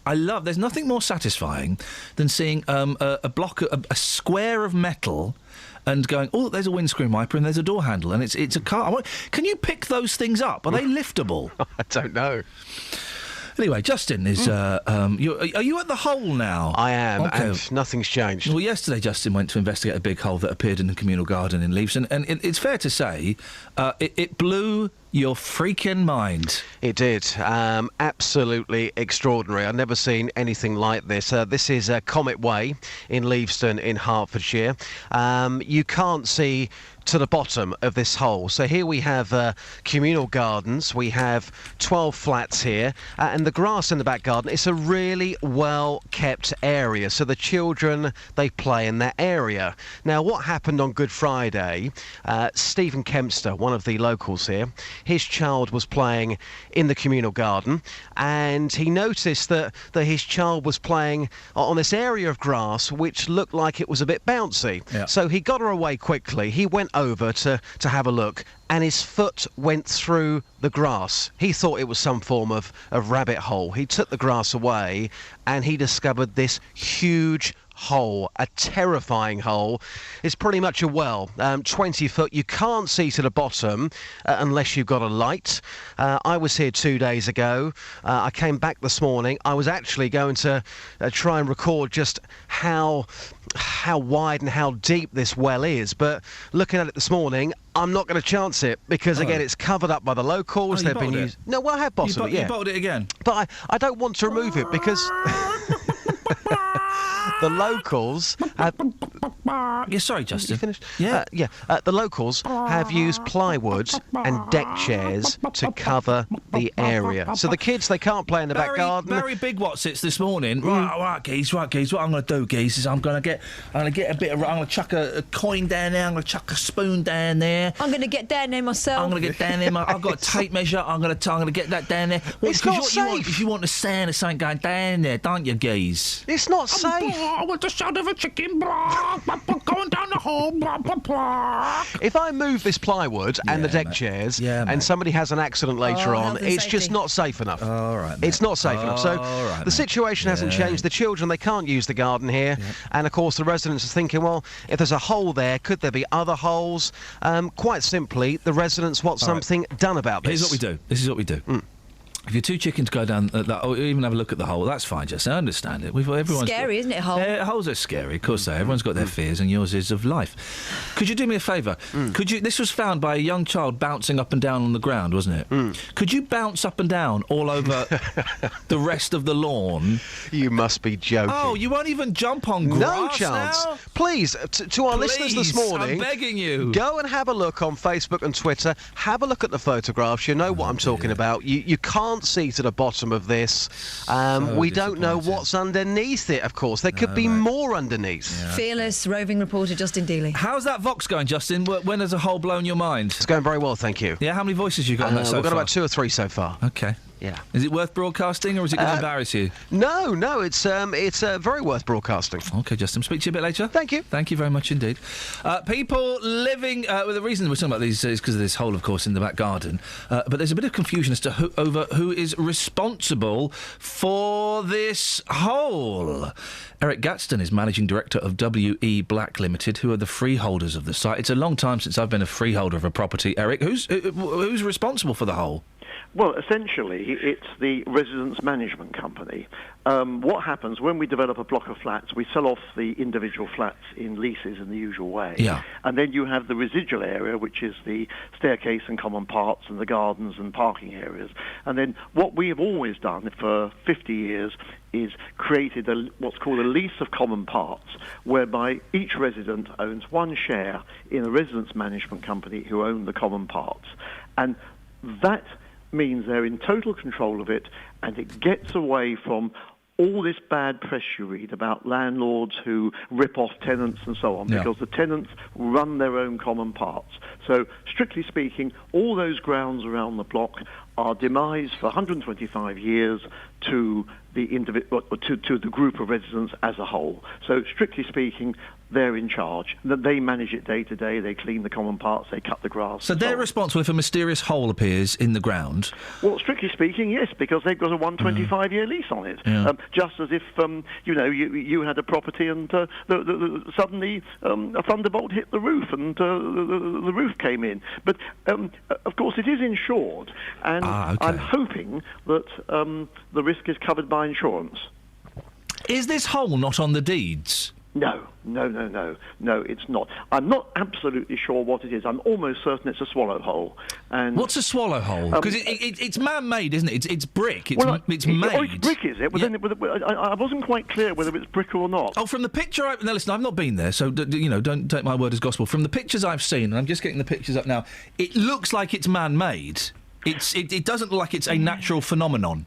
Well, it's difficult to know when you see them, because a swallow hole can look fairly precisely engineered as well. It could be a well as well. It could be either. Yeah, that's definitely. I've got it up. That's definitely made of brick. Yeah, that's man-made. Surrounding it must be an old disused well on the side. And that's not in the deeds. You would have thought that would have been. No, it wouldn't. Wells don't show up in deeds. But no, I mean, if it's a well, then the only thing one can do is simply fill it up. But of course, you never know quite how deep these things are. Oh, it's about 20 feet deep and about 4 foot wide. Well, it can be a lot deeper, because of course, what you're looking down to 20 foot at is the top of what's fallen in. Yeah. You don't know whether that's bridging a further hole. Can you offer the residents any help at all? Can you reach a compromise? Because these are families with kids, aren't they? Oh no, I realise that. The minute we got back to work immediately after the bank holiday, we notified the insurers. They've sent a loss adjuster down. The loss adjuster came, I think, on Wednesday. Right, okay. I'm just waiting to get a report. How long does that take? Do you know, Eric? I was half hoping I'd have the report this morning. I mean, it'd take 48 hours or something to get a report. Okay. But I checked the policy as well for them. I think it's covered under the report. Certainly subsidence, or if it had been a swallow hole's covered. I haven't checked on the well, but a swallow hole will be covered. Eric, listen, can we talk to you next week when you get the thumbs up or down from the insurance company? But it's with the insurers. Okay. What we also have is we have a specialist firm who act on behalf of the tenants. For a few pounds a year, we pay a premium to a firm called Lariga, who actually act on behalf of the tenants to make sure the loss adjusters and insurers do their bit. Okay. And they've been down to look at it with the loss adjusters. So hopefully we will see the benefit of that little bit of premium, and they will get a speedy result on it. What a surprise for everybody, isn't it? Just go to show. It's just a matter of how... It's not particularly difficult to solve.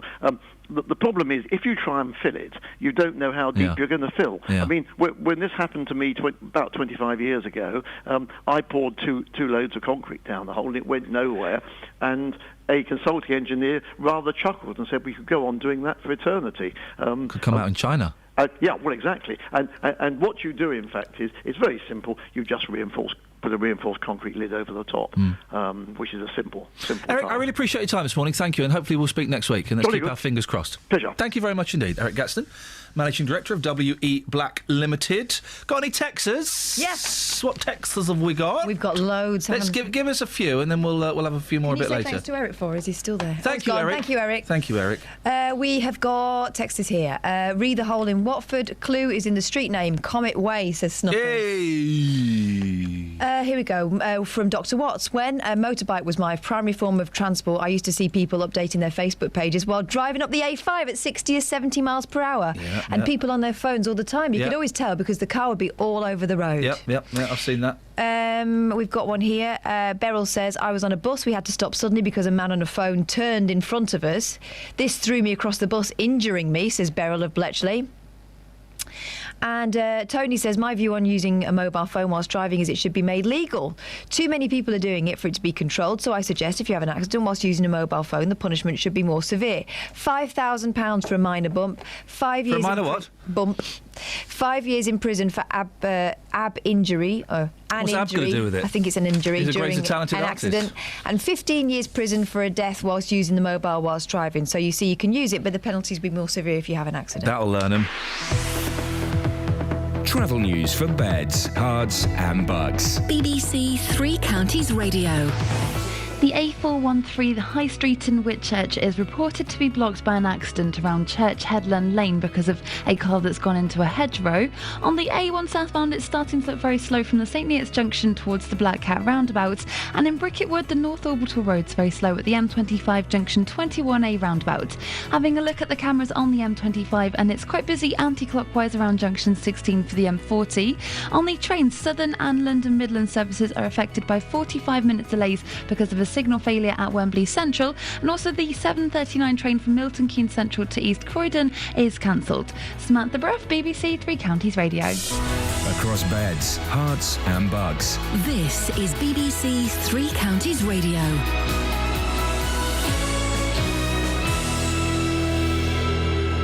It's 7:30. I'm Simon Oxley. The BBC has found there's been a sharp fall in the number of drivers receiving penalty points for using a mobile phone at the wheel. Ed Miliband has rejected a direct offer from the SNP leader Nicola Sturgeon for their parties to go into coalition. The clash came during last night's televised election debate. Network Rail say disruption to services between Milton Keynes and London will continue until 10:30. And Hertfordshire County Council say 95% of children have been allocated a place at one of their preferred schools, but nearly 1 in 5 missed out on their first choice. Three Counties Sports. BBC Three Counties Radio. England need 8 wickets on the final day to win the first test in Antigua. The West Indies will resume on 98 for 2, chasing an unlikely 438 to win. Practice starts at midday our time for Sunday's Bahrain Grand Prix, with Hertfordshire's Lewis Hamilton looking to follow up last weekend's win in China. Hamilton is playing down the latest spat with teammate Nico Rosberg. You know what? I never actually feel any friction. Right? I never actually feel it. Obviously, it is there. It's very rarely coming from my side, so I don't know, I just kind of keep my head down and let them do what they want to do, and I just do my talking on the track. Watford continue their Championship promotion challenge at home to Sheffield Wednesday tomorrow. Tonight, second place Norwich hosts fourth place Middlesbrough. In League One, Milton Keynes Dons host Leyton Orient. Second place Preston, who are just 3 points ahead of the Dons, are at Port Vale tonight. In League Two tomorrow, third placed Wickham travel to Wimbledon. Stevenage are away to Accrington, with Graham Westley's side looking to cement a playoff place. I think our agenda is very straightforward. We aim to go into the playoffs with 6 straight wins. I think that will be a ferocious mental disadvantage for everybody else and a ferocious advantage for ourselves. We want to be the top of the form table at the time when the playoffs are played. And Luton, who are outside the playoff places, host struggling Hartlepool. Manager John Still will be without striker Paul Benson after they lost the appeal against his midweek red card. You know, let's hope that we can sort of get something from Saturday that can take us to the next game. We don't know that yet. Let's do that and see where we go. It might lead to an unbelievably exciting last game of the season, but until that comes, we don't know. And in Speedway, Rye House make the long trip to Plymouth in the League Cup tonight. They host Sheffield in the Premier League tomorrow evening. BBC Three Counties News and Sports. The next full bulletin is at 8. Across beds, hearts and bucks. This is Iain Lee. BBC Three Counties Radio. We used to do... Catherine, do you remember we used to do I can't even remember what it's called, the open door policy? Yeah. Where... Free for all Friday. Free for all, free open door policy between... Put your headphones on if you want to hear what this old woman has to say. And people would turn up between 7:30 and 8 o'clock and they'd come in and hang out. We stopped that, 2 months ago? Yeah, because people started not to come in. Yeah. So we stopped it. The open door was left open. What are these two doing here? I don't know. It's a bit embarrassing. I think they can hear you. Oh. They turned up. And Kelly said, we've got 2 people for the open door policy. I went, I don't want to know. Send them away. And Kelly went, yeah, but one of them's only 9. I couldn't send a 9-year-old away with a flea in her ear. Good morning, Mia. Morning. Good morning, Mia's dad. Good morning. You smell nice, by the way, Dad. Oh, thank you. What are you wearing? Saruti. Oh, it's he's nice. had a wash and everything. Come a bit closer to the microphone, Mia. Now, Mia, tell us a little bit about yourself. You're 9 years old. Yeah. And you've been thrown out of school for fighting. Is that right? No. No? Then why are you not at school? Because I'm on half term. Oh, have you got one of those 3-week half terms? Yeah. That's outrageous, isn't it? But it sounds like you've been having a fun time. Tell Catherine where you just told me you've been. Oh, we went to see Charlie and the Chocolate Factory, the musical, yesterday. And I was going, which film? She goes, no, the show. Is it good? Yeah, it's really good. Oh my goodness. Favourite bit? Probably when Charlie and his family turn on the TV to see who's just won the golden ticket. Yeah. And it's going through all the children and introducing them. That's really funny. Now, I was getting confused because I've not seen the film for a while, but my boys love it and the boys love the book. Who's the one that it goes all purple and inflates? That is Violet Beauregard. Yes. Violet, that's it. Okay. How do they do that in the stage show? Do they make her go big? Yeah. How do they do that? I don't know. Does she go purple? No. No, okay. She just goes big? Yeah. Maybe she's got like a bicycle pump up her dress or something and they... Because her bum goes really big. Wowzers. And then her stomach goes really big. It's really funny. Hey, how do they get rid of Veruca Salt? Because I know in the book it's squirrels and in the film she goes down the chute. Which one do they do on the show? It's both because the squirrels sort of attack her and then she goes down the chute. Yeah. Blimey. So it's fun, was it? Yeah, it was really good. Do you go to the theatre a lot? Yes. What kind of shows do you like to see? Is it musicals? Is it silly stuff? Musicals. Because my boys, when they were younger, you might remember this, Dad, with Mia. When they were younger, they didn't understand spontaneous rounds of applause. So if a round of applause started, because we all know that, when you see a song finishes or someone does something, something good or, powerful in a play, we all start going like this. Yeah. My boys didn't understand it. So as soon as a crowd started doing that, my boys would just burst into... I took them to see The Tiger Who Came to Tea, a family-friendly... Oh, I've seen that. It's good, that, isn't it? It's brilliant, and it's really silly. But every time people started applauding, they burst into tears. I don't know what's going on, Daddy, I don't understand it. So I'm getting a kind of vibe from you, Mia, that maybe when you're a little bit older, you want to be an actress. No. No! Lawyer. A criminal barrister. Hey! Oh! Tell me why. Well, I like doing things about law. Okay. And I like dealing with things. Okay, so if there are problems, you like kind of solving them and stuff. Okay, then. I like bossing people around. Oh. Is that true, Dad? Is she quite bossy? I take that after my auntie. Okay, well, if in that case, if you don't mind... Let me blow your mind. I'm going to blow your mind. Okay, we're going to do one of the puzzles that we did on Justin Dealey yesterday. If Mia thinks she's so clever... if Mia thinks she's so clever... Let's find out whether we need to be calling Mia in about 20 years' time when we're in a bit of trouble. Now, you listen to the show, don't you, Mia? Yeah. That's why you're coming. I really appreciate you listening. Thank you. What your thoughts on Justin Dealey? Sometimes a bit annoying. Only sometimes? Really? Did you hear it yesterday when we were blowing his mind? Yeah. Oh, in that case, you might... Did you hear the one about the horse? Oh, I've just given the answer away. Ignore that. Did you hear the one about the cowboy riding in on Thursday? No. Okay, fine. We just on the edge. Okay. So Didn't you just say the answer? No. No. What are you talking about? Forget that. Mia, she's good. She's good. You wouldn't be up against her, would you, in a court of law? So a cowboy rides into town on Thursday, stays for 4 nights, leaves on Thursday. How is that possible? Let me blow your mind. 'Cause he's got a horse. Sorry? Because he's got a horse. But what's the horse called? Dad, no, look at Dad. Dad's actually kicking her under the table. He's kicking her under the table. I can see everything, Dad. Can I? I can. Cowboy rides into town on Thursday, stays 4 nights, leaves on Thursday. You've already got more of it than Justin Dealey did, so you're winning. How is that possible? The horse is called Thursday. Oh, she's brighter than Justin Dealey. No, we didn't blow Mia's mind. You're actually brighter than Justin Dealey. How does that make you feel? Why do you listen to this show, Mia? Because a lot of people think, and they're right in some cases, that BBC local radio is a bit boring, and it's mainly for old people like Dad. You're welcome. Why do you listen? Because you're an intelligent 9-year-old young lady. You've got your future. I'm envious of you being 9. Your future is ahead of you. You've got your head screwed on. Why do you listen to this nonsense? Because it's funny. It's all the people that are coming on. It sounds really funny. Do you mean some of the weird callers? There's some weird callers, aren't there? Yeah. Isn't it worrying that those people they've got the vote? I would quite happily take the vote of Dennis and Dave and all of those people and give it to Mia. Because you sound like you got your head screwed on. Thank you. She sounds like she's a handful sometimes, Dad. Bit argumentative. Well, her and her mum are very similar. I'm looking into the eyes of a very tired man. I take after Very you, tired. Dad. I really do. Okay. I love hearing families argue. Well, Mia, the thing is, we don't do this feature anymore. So I actually have to kick you out of the studio. I have to kick you out of the studio. I don't know what she's laughing for. This is me being tough. I'm being tough and firm. I've got to kick you out of the studio.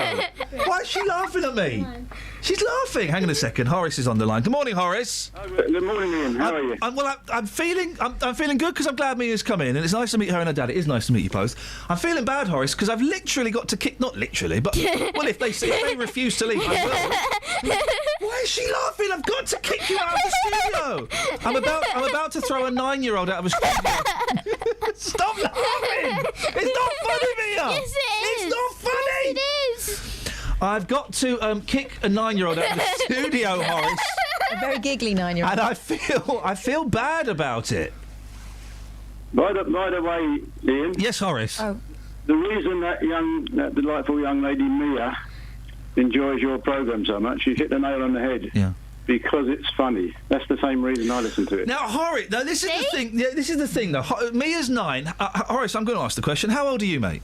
69. 69. There is a 60-year age gap. Actually, I'm nearly 10. Oh, are you nearly 70, Horace? I'm 70 in 2 weeks. There we go. Yeah. So you're what we would call in the old days 69 3/4. Okay, so let's even off. We've got a 70-year-old and a 10-year-old. It's still a 60-year difference, Mia. We can't change that. When are you 10?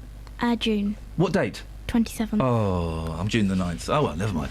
But then how do you explain, Horace, the fact that a 70-year-old and a 10-year-old are digging the same nonsense? Because there's too much other nonsense on the telly, serious nonsense. Yep. No. And we appreciate listening to good, wholesome nonsense. Right, well, this is what we're going to do. This is what we should be doing on BBC Local Radio. We are having metaphorical hands across the water, hands across the airwaves. Mia, would you extend your right hand, please? Just put your hand out like this. No, like this. Horace, would you put your right hand out, please? Yes, I've got Shake hands, guys. Shake hands. Horace. Mia. Nice to meet you too. Thank you, Horace. Cheers, mate. Ta-ta. There we go, you see? This is the thing that always confuses me, the fact that we've got a 10-year-old and we've got a 70-year-old and we've got older and younger people listening to this. I don't... From what Horace said, it's just purely down to lack of choice. It says there's nothing else on.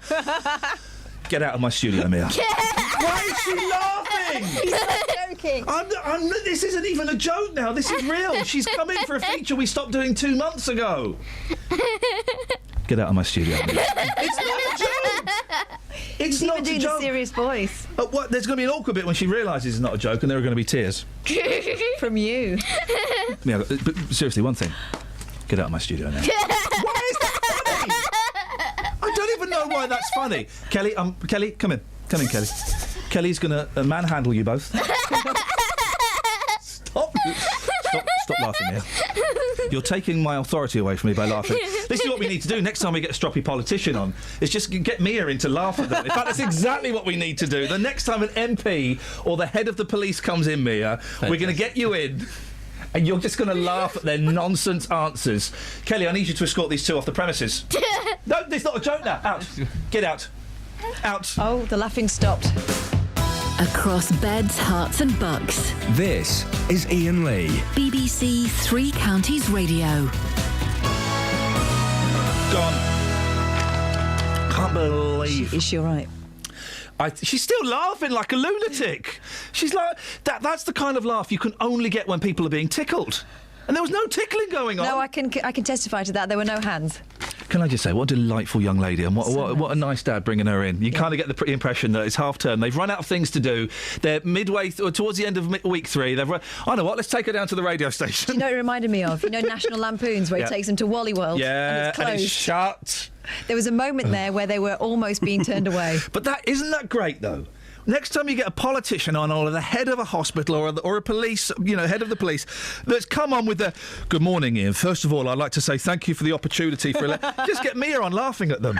Yeah. That would totally destroy their argument.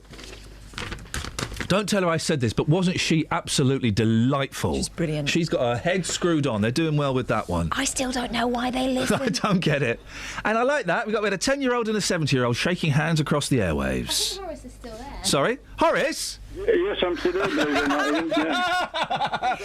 I just remembered the real reason I actually phoned up. Oh, what was the real reason you phoned up? I'll tell you about the hole that takes my breath away. Oh dear. I'm glad she's gone. Yes, this is Justin's question. What hole has taken your breath away? Well, ever since I've been a young child, like that young child you just had on, the hole in the middle of a polo mint. Are you still there, Ian? I think so. I'm not sure. I think I may have fallen down the rabbit hole. The hole in the... And how has that taken your breath away? Because it's just... My first wages when I was a paper boy, 14 and 6 a week I earned. Yeah. I bought a packet of polo mints and I've always... They're still my favourite mints after all these years. Isn't that a nice story? And also, but talking about... It's a pity Easter has just gone because I was telling everybody round about Easter, whatever you do, don't pour boiling hot water down a rabbit hole. Why? That's the best way to cook a rabbit, isn't it? Well, if you do, you get hot cross bunnies. Ladies and gentlemen, Horace, I was about to say you are my favourite caller, and I have to retract that. Travel news for beds, cards and bugs. BBC Three Counties Radio. On the A1 southbound, it's very slow from the St Neots Junction towards the Black Cat roundabout, but on the High Street in Whitchurch, the E413 is now cleared again at Church Headland Lane after the accident earlier on. In Mill Hill on the A1 Watford Way, it's looking slow from the Apex corner towards the Mill Hill Circus, and also the M25 anti-clockwise looking quite busy between junctions 17 for Maple Cross and 16 for the M40. On the trains, there are still problems on Southern and London Midland services because of a signalling running problem at Wembley Central that could cause cancellations and delays of up to 45 minutes through Wembley Central. Samantha Bruff, BBC Three Counties Radio. Thank you, Sammy. If you've just tuned in, you missed Mia, 9-year-old, just rocking up saying, "Let me in, guys. I'm 9. I'm the future of the British legal system." We will put some of that in the podcast. Don't you fear. 7:46. It's Friday, the 17th of April. I'm Iain Lee. These are your headlines on BBC Three Counties Radio. The BBC has found there's been a sharp fall in the number of drivers receiving penalty points for using a mobile phone at the wheel. Ed Miliband has rejected a direct offer from the SNP leader, Nicola Sturgeon, for their parties to go into coalition. And nearly 1 in 5 children have missed out on their first choice of primary school in Hertfordshire. Let's get the weather. Here's Elizabeth. Beds, Herts and Bucks weather. BBC Three Counties Radio. Hello, very good morning to you. It's going to feel a bit chillier today. Quite warm in the sunshine still, but quite cool in the shade. We've got lower dew point air, so cooler air, and we've also got that strengthening easterly wind as well. So if you're in exposure to that, it's going to feel really quite chilly, but nice in the sunshine. There'll be some good spells of sunshine around. We might just catch, over eastern areas of Hertfordshire in particular, a few spots of rain just from some cloud that's heading down from the north. So don't be too surprised if you see something wet fall out of the sky, but it will tend to be really very, very light and really quite few and far between those droplets as well. So for the most part, it is going to be a dry day. Most of us will see a dry day. Lots of fine weather around as well. Some good spells of sunshine, just variable amounts of cloud. And as I said, feeling a bit colder than yesterday. Afternoon highs today, 13 or 14 degrees, 57 in Fahrenheit. Overnight tonight, now we've still got that easterly. It's going to help to keep any frost at bay. Lows of 4 or 5 degrees for the most part, but quite a cold night. And then into tomorrow, well, the weekend is looking dry and settled. High pressure dominating the weather at the moment, so it will also be dry into next week. But on Saturday, it's going to turn quite blustery for a time. There'll also be lots and lots of sunshine around, so a very usable weekend of weather. It's certainly not going to ruin your weekend at all, but it will feel quite cool at times and exposure to the wind and in the shade, but nice and warm in the sunshine. There'll be a bit more in the way of cloud though on Sunday. Temperatures at around 11 or 12 degrees. That's the forecast. I forgot to say to me, I mean, I'm being slightly presumptuous here, but these kids these days, they like to do selfies, don't they? And you're presuming she's still listening. She's done her bit. She's off to heart now. No, I'm a big fan of whatever Muppet is presenting this rubbish. Mia, if you want to pop back and have a picture taken, you're more than welcome to. I should have said that and I forgot to. Apologies. Sometimes in life, things don't always go to plan. It worked perfectly for 2.5, 3 years till 2 days ago. He should refund me £1,900. Which is where we come in. We managed to get them to agree to come back in to the property on an agreed date. The JVS show takes on your consumer problems. I've basically lost the whole lot in administration charges. And helps to get to the right solution. I've received a cheque back for £578. Jonathan, I can't thank you enough. I don't know how you do what you do, you and your team. The JVS show, weekdays from 9, here on BBC Three Counties Radio. You all right, girls? Yes, are you? Yeah, good. I'm you know, it does amaze me because people say, "Oh, the show's rubbish. Oh, the show's rubbish," and you know what? Yeah, that's just us who says that. I know. I wish you'd stop saying it to me while we're playing records and things. It breaks my heart. But that's made my day. I'm a 9-year-old and a 10-year-old and a 70-year-old. I love it when he goes.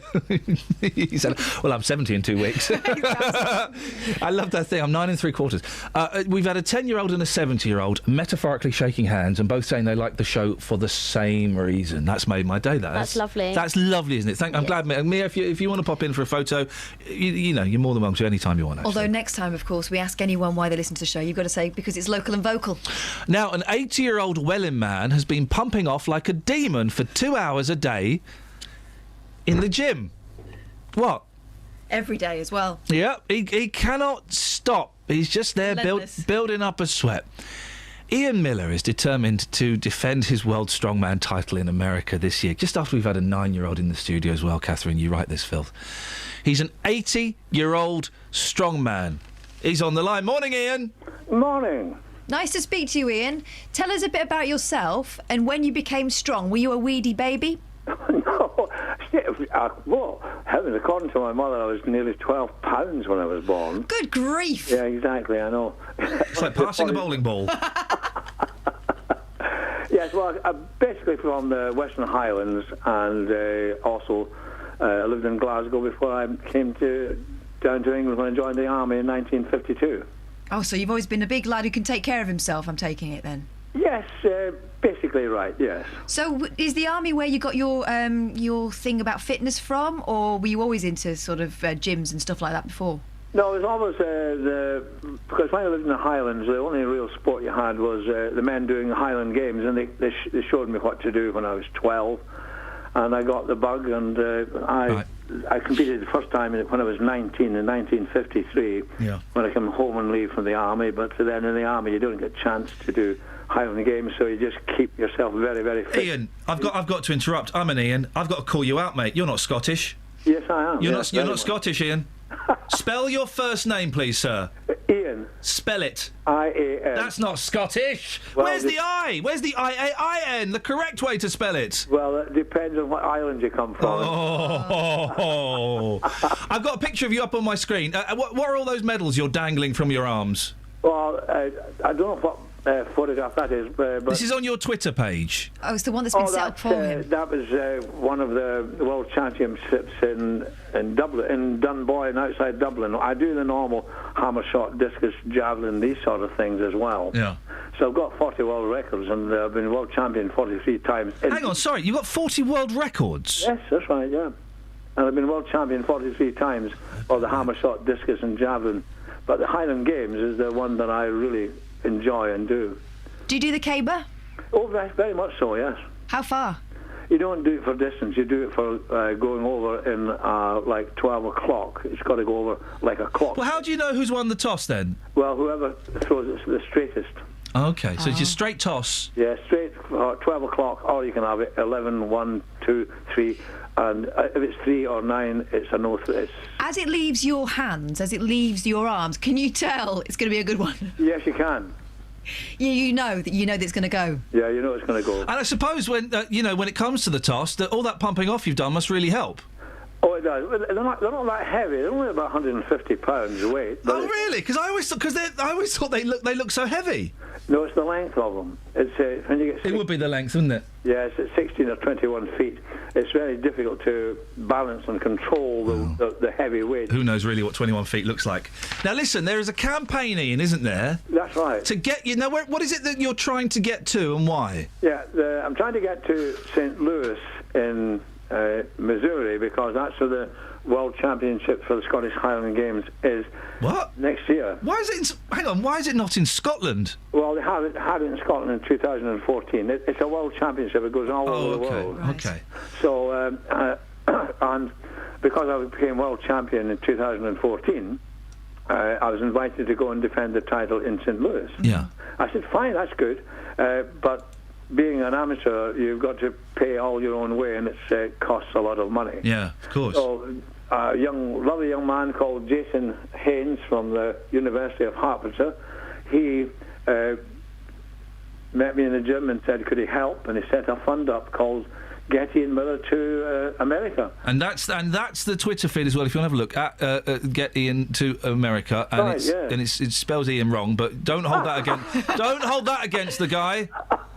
For goodness sakes. So, Ian, who's the big competition when you get out there? Because I would think, in Highland Games, you stand a decent advantage, don't you? Not really, because there's not a round based on accent, for goodness sakes, Catherine. Well, it's in his blood, it's in his genetics. These other guys don't stand a chance, do they? Oh, we haven't. We do the Masters from the age of 40, and most of these guys are ex-world champions at something or other. Oh, really? And they're very, very big men. In fact, a group who came from Belgium to Inverness last year, there was 13 of them. The smallest was 6'4", and the largest was 6'11". Oh, blimey. They're big, big men. But, of course, although you're strong, it's the technique you have to do most of the events. Worst injury you sustained, Ian? I broke my back in 1975 in the army. Flipping it, that's pretty bad. Well, it could have been better. How did you do that? A parachuting accident. Another story. You just landed badly, did you? Yes, I did. Yeah. And did you hear the snap? No, you don't hear or feel anything. You all go numb. Blimey. It was all right. Because the army believed in it. It was all right. I broke my back. It was all right. Yeah, Tough the guy. army attitude is get up and do something. So they told me to take up karate exercises to stretch the back, and I did that. So it was good fun. Well, you're 80, aren't you, Ian? That's right. I'm 81 for the competition. When are you 81? What date? August. Okay, so you're 80 and the 3/4. Which date in August? 11th. Oh, day before my birthday. Well, Ian, all the good people. If people want to slip Ian a few quid, if you go on Twitter, Get Ian to America is the thing, or you can go GoFundMe.com/Ian to America. Ian, will you keep in touch and let us know how it goes? I most certainly shall do. I wish you the very best of luck. Thanks ever so much for the help. Hey, listen, it's a pleasure. Thanks for talking to us. But best of luck, mate. Yeah, and IAN. Yeah, but spell it properly. IAIN, for goodness sake. What a nice fella. Well, you say that. He's a chance of spelling his name like that.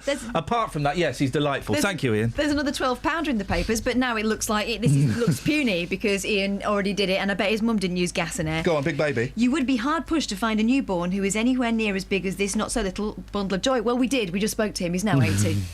Equally impressive is that brave Danielle Davis gave birth to Harley, who weighed in an astonishing... Oh, he's not even 12. £11.15 without any pain-relieving drugs. She also endured the 8-hour labour... Oh, hang on a minute. OK, I'll give her some extra points for this. Despite a blood clot on the brain. Hey! She said the midwives couldn't believe how big he was. They said he was difficult to weigh because it was off their official charts. He was the talk of the hospital. Oh. Well, everyone likes to think their babies are the talk of the hospital, but really... She did it on gas and air. Oh. I bet Ian's mum did it with nothing. Hey, we got an email from Derek about the Black Cat Roundabout. Oh, yeah. Have we decided we're doing that or are we not doing that? Let's listen to Ian's email. We might do that. Let's have a listen to Ian. The roadworks are now complete with the addition of traffic... Where is the Black Cat Roundabout for those people who don't know? It's over... Am I thinking right? It's if you're driving towards Cambridge, so is it Roxton? Why not?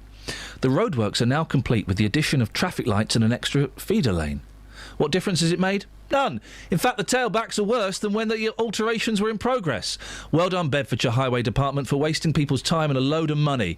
It looks very nice, but is of no benefit to motor vehicles. May the slow crawl towards the roundabout continue. Oh, dear. Well, you can't downplay a nice-looking roundabout, though. That's, important for if you're flying over it. Well, if you're parked around it, yes, it's important, it's nice. You've got 30 seconds.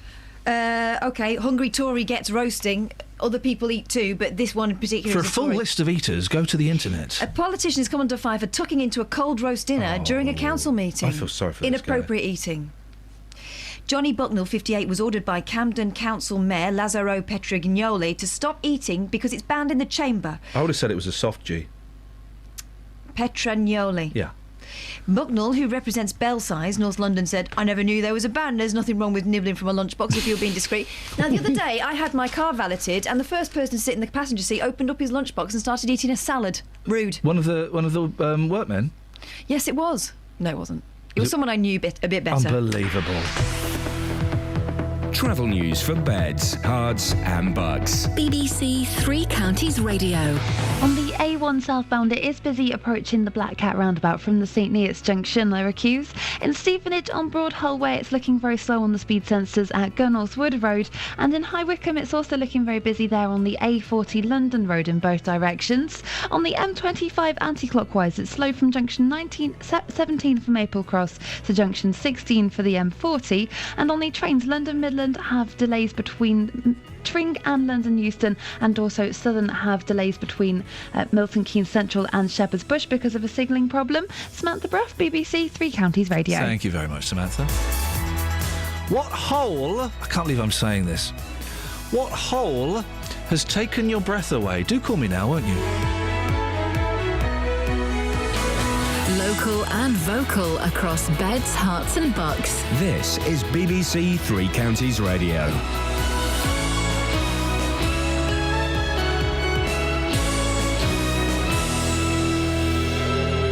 It's 8 o'clock. I'm Simon Oxley. The headline: sharp fall in penalty points for drivers using a mobile. Miliband rejects coalition with the SNP, and anger over school places in Hertfordshire. BBC Three Counties Radio. The BBC has found there's been a sharp fall in the number of drivers receiving penalty points for using a mobile phone at the wheel. A Freedom of Information request to all police forces has revealed a fall of nearly 25% last year, with more people being offered an awareness course. Paul Newman is founder of the campaign group Hands Off. His sister was killed by a driver who was using a mobile. It's destroyed our family.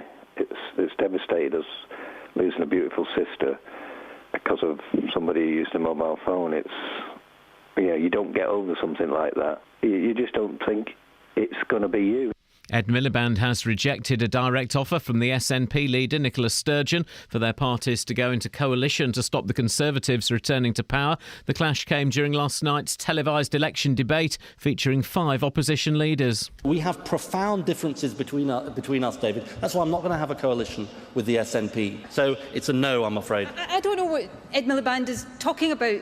This election is about getting rid of the Tories. And Ed, whatever differences you have with me, surely they are as nothing to the differences both of us have with the Tories.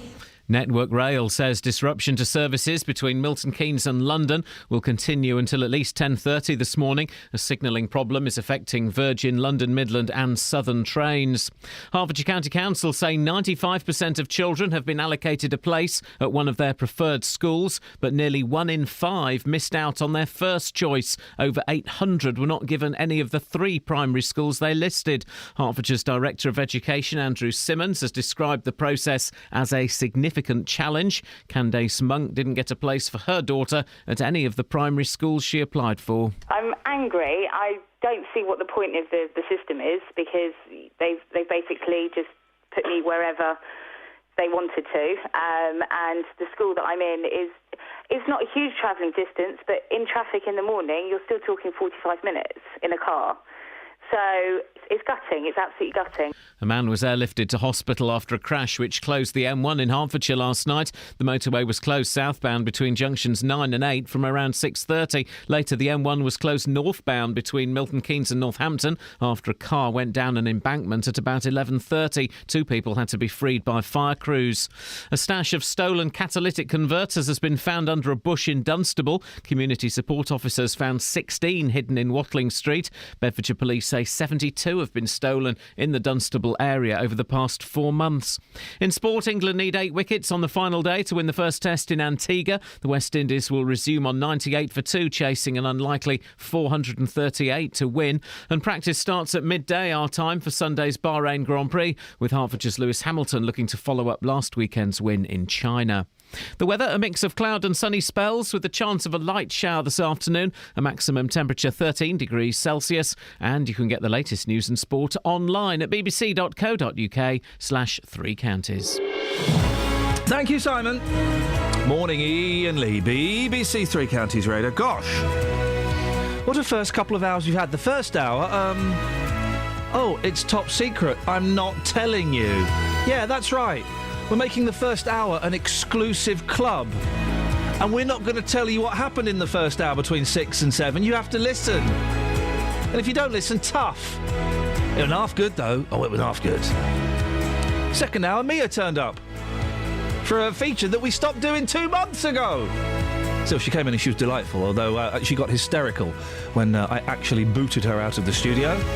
And we're asking, just to humiliate Justin Dealey, because it's his question, what hole has taken your breath away? Across beds, hearts and bucks. This is BBC Three Counties Radio.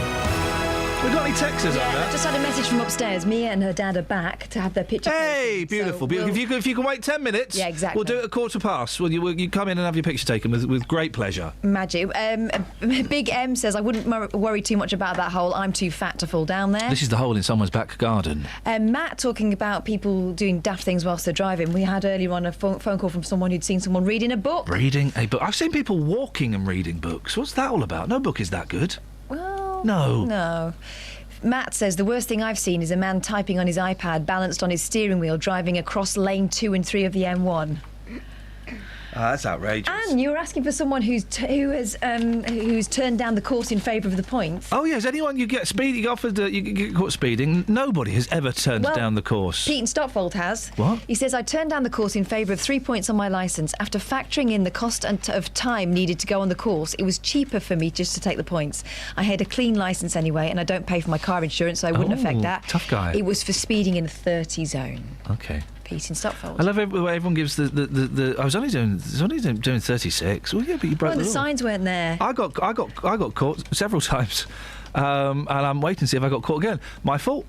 You get angry. Oh, blooming cameras. Well, actually, no, blooming me for being an idiot. It's the same with you're doing it. Don't it's the same with parking tickets when they're legitimately handed out. This is why I don't get this 10-minute grace.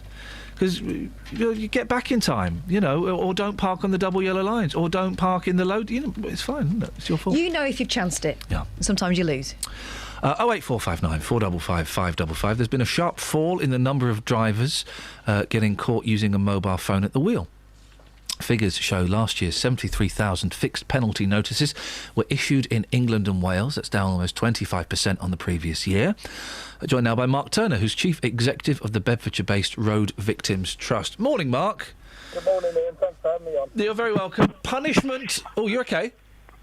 There we go. That's it, we got you. Punishment versus education. Where do you stand on that?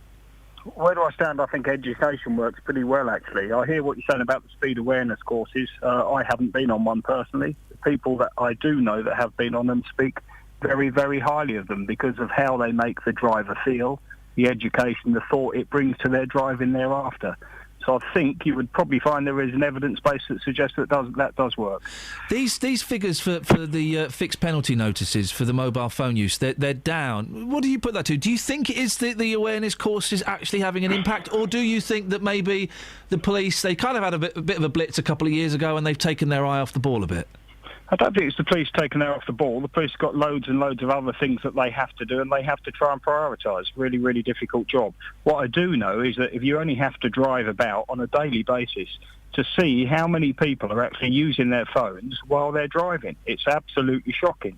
Road Victims Trust, we know that across 3 counties every year, Beds, Herts and Cambs, 90 people will be killed. 90 people's lives will be lost.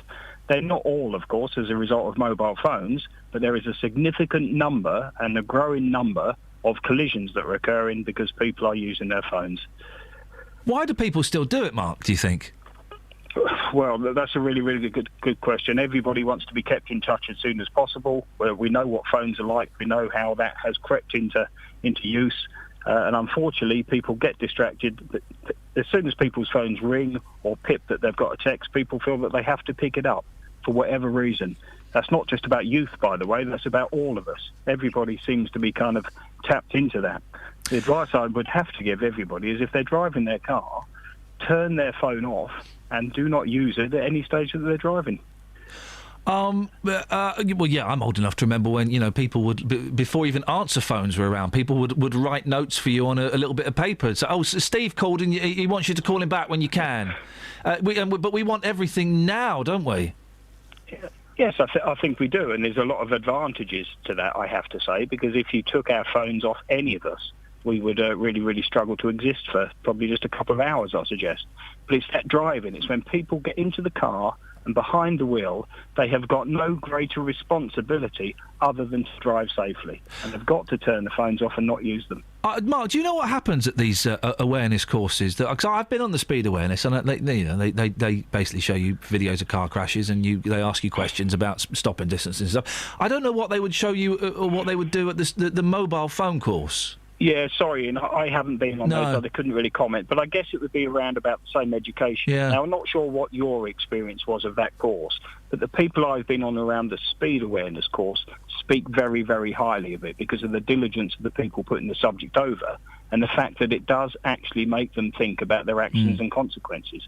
That's why I like the educational part to it. Mark, I appreciate your time this morning. Thank you. Keep on doing the good work. Thank you, Ian. Cheers. Cheers, Mark. Bye-bye. Mark Turner, Chief Executive of the Bedfordshire-based Road Victims Trust. Call 08459 455 555. BBC Three Counties Radio. Bigamy. Everyone's got it. Bigamy. Oh, that fella. Isn't it funny? All these bigamists, it shows we all have a look, or most of us have a look we go for, because his wives they're almost identical. Except one apparently is better than the other. Rat lied to wife number one. This is a great lie. But lies you've told your partners, please. Or lies you've told. Put that out there, because the reason he told wife number one that he couldn't spend all that time with her, I'm hiding because I'm in witness protection. Wow. And she fell for that. Yeah. A bigamist spent nights with... This is in The Sun. A bigamist spent nights with his secret second wife after telling his first he had to move into a safe house. But have you seen what they were attempting to do while he was in this potential safe house? No, they were trying for a baby. I would suggest trying for a baby involves being in the house. They were trying for their first child. I'm not being he looks like... I mean, both these women are fairly attractive. They're good-looking women. He looks like a potato with hair on. He must be funny. In reality, he was with wife number 2, Philippa, who he'd wed after forging divorce papers. Bigamist Andrew O'Clee's fuming first wife tipped off police. Oh, look, do you know how she spotted him? After she spotted him on Facebook, as Jeremy Kyle would say. Why do people go on that rubbish? Spotted him on Facebook doing an ice bucket challenge with his secret second spouse. Trusting Michelle O'Clee had no idea her husband was cheating until she went online and saw he had been nominated to take on the Chili Dare, with his new mistress, Philippa. The nomination from O'Clee's brother John and baby nephew last August said Uncle Andrew and Auntie Philippa had to throw ice-cold water over their heads. So hang on a minute, his brother knew? This is weird, isn't it? Next line. Michelle, believed to be a pal of TV's Myleene Klass... Oh. Then watched a video of... what's that got to do with anything? Makes it more interesting, apparently. Well, I'm surprised they've not put that on the front page, that bit. Watched the video and was astonished to find pictures of his secret wedding. O'Clee was charged and hauled into court where he was jailed this week by a judge. Jailed? Blimey. Deary me. So who's the... Which one is his favourite wife? Which one's he going to keep? Because he's seen leaving court... With the second one? With the second one. Yeah, the first one dobbed him in, so I'd suggest that he's not a friend anymore. On Facebook. Maybe that was a mistake in the first place. Michelle's gone. Michelle's disappeared. O'Clee and Michelle used to live in Ealing, West London, and their landlord became so suspicious of his comings and goings he hired a private investigator. A landlord hired a private investigator?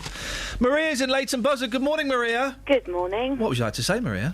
I'm just very keen on bringing up something about the subject you were just talking about, using mobile phones while driving. Yeah. One of the biggest things is my bugbear is seeing mums in their cars picking up their youngsters from school on their mobile phones.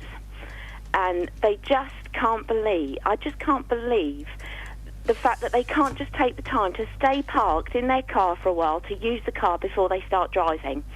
I've had a woman give me the middle finger when I've tried to put it out to her that she's got her children in the back of the car and she's on her mobile phone. Yeah. If the accident was to happen to her, okay, but not the innocence of the children in the car and also the other victim that has to then cope with the accident that's caused by her. Maria, look at me in the eyes. Yes. Okay. Now look me in the eyes. Yes. Are you telling me you have never used your mobile phone whilst driving? Never. Never? Never. You've never had an important phone call about work or a pair of shoes? No, that's what a text is for, and that's what a voicemail is for. Have you ever sent a text whilst driving? No. Have you ever read a text whilst driving? No. You can always... Check your emails? You can always put... No. Updated your Facebook status? No. Read a book? I knew you were going to do this. Yeah. My partner said don't challenge Iain on this. No, well, I'm just... The other thing that I'd like to say is... Very nicely swerved. We've got all this technology in vehicles now. Why can't something be made that an alarm comes on for when somebody puts on their mobile phone? Because no one would buy that car. That's the reason, isn't it? Yeah, it's a sensible idea, but no one would buy that car, would they? Oh. It's like, why, you know, why... I mean, there's trackers on cars to stop people from going places. Why can't there be a track-in? I mean, they do the PNC checks in the police cars for all the cars and vehicles that are They do those boxes, don't they? They do those boxes for insurance companies that monitor your driving and your turning and your speed and stuff like that. Yeah. Maybe that's something. I'm sure the technology exists. I'm sure it does. Even if it just made the phone not work. These mums you see using their mobile phones, are they driving those big tractors? Yeah. I've never really had a problem with those cars until my boys started going to school. Yeah. And you got tiny little mums driving these massive 4x4s in town, and you do that. They're so ridiculously And if any of those mums have been to John Lewis or somewhere, I know there's many shops that you can go and buy from, but if you went to a shop and they bought a new porcelain dinner service or something like that in the back of the car, they would drive more carefully with that in the back than they would their children sometimes. Maria, an excellent call. Thank you very much for being a good sport. Okay, Ta-ta, thanks. bye-bye. Travel news for beds, cards and bugs. BBC Three Counties Radio. It's busy on the A1 southbound from St Neots Junction towards the Black Cat roundabout. In Luton on Hatters Way, it's very busy between Dunstable Road and Torrend Lane. And in High Wycombe, the A40 London Road is slow in both directions. On the trains, there are 45-minute delays on London Midland services between Tring and London Euston. And also, the southern trains are suspended at the moment between Milton Keynes Central and Shepherd's Bush. It's all because of a signalling problem at Wembley Central. Samantha Bruff, BBC Three Counties Radio. Thank you, Samantha. Right, it's 8:16. It's Friday the 17th of April. I'm Iain Lee. These are your headlines on BBC Three Counties Radio. The BBC has found there's been a sharp fall in the number of drivers receiving penalty points for using a mobile phone at the wheel. Ed Miliband has rejected a direct offer from the SNP leader Nicola Sturgeon for their parties to go into coalition. And nearly 1 in 5 children have missed out on their first choice of primary school in Hertfordshire. BBC Three Counties Radio.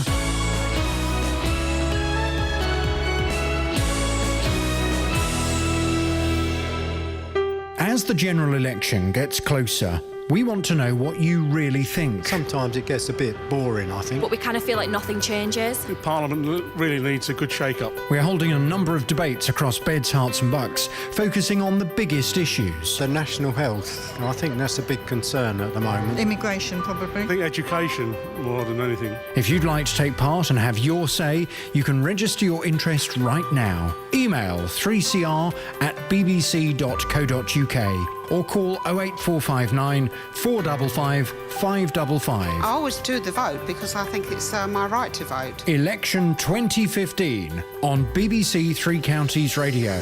Right, not being funny, Mia. What are you doing back here? We told you earlier. We told you earlier that you can't stick around. But now you've come back. What do you want? Out, Kelly, would you escort her off the premises, please? Please. I'm expecting more from you, Mia's dad. Out. Out. Stop laughing. Out. Out. So sorry, Jonathan. Out. Thank you. Don't suck up to him. Out. I heard that. He didn't say that to me. Did he? If you missed that, I think it was probably on mic. Mia's dad leant over to Jonathan and went, "I like your show, by the way." Well, how did she get back in this building? I don't know, but she's going to wait until Jonathan goes to her and then she'll be back in. Hilarious. Dear, I like your show, by the way. Not this rubbish. Good morning, Jonathan. Good morning, Iain Lee. What's on your show this morning? This morning we're continuing the mobile phone behind the wheel. Oh yeah, go on. Today from 9. Yes. The question I'm going to ask is, what should the punishment be for using a mobile behind the wheel? Fewer people are being prosecuted for using their mobile phone behind the wheel, as more and more guilty drivers are sent on educational courses instead. The number of drivers given points for mobile phone use dropped by nearly a quarter from 2013 to 2014, the steepest drop in 5 years. Lead officer for roads policing, Suzette Davenport, says that she'd like any driver caught using a mobile phone more than once to face disqualification. But in reality, with more and more drivers avoiding points and fines in favour of 4-hour-long educational classes, we seem to be getting softer on people who use their mobile phones whilst behind the wheel. Well, from 9 this morning, I want your reaction to this. What should the punishment be for using a mobile behind the wheel? Have you had many people this morning who have admitted they do it? No one has admitted that they do it. If we catch them...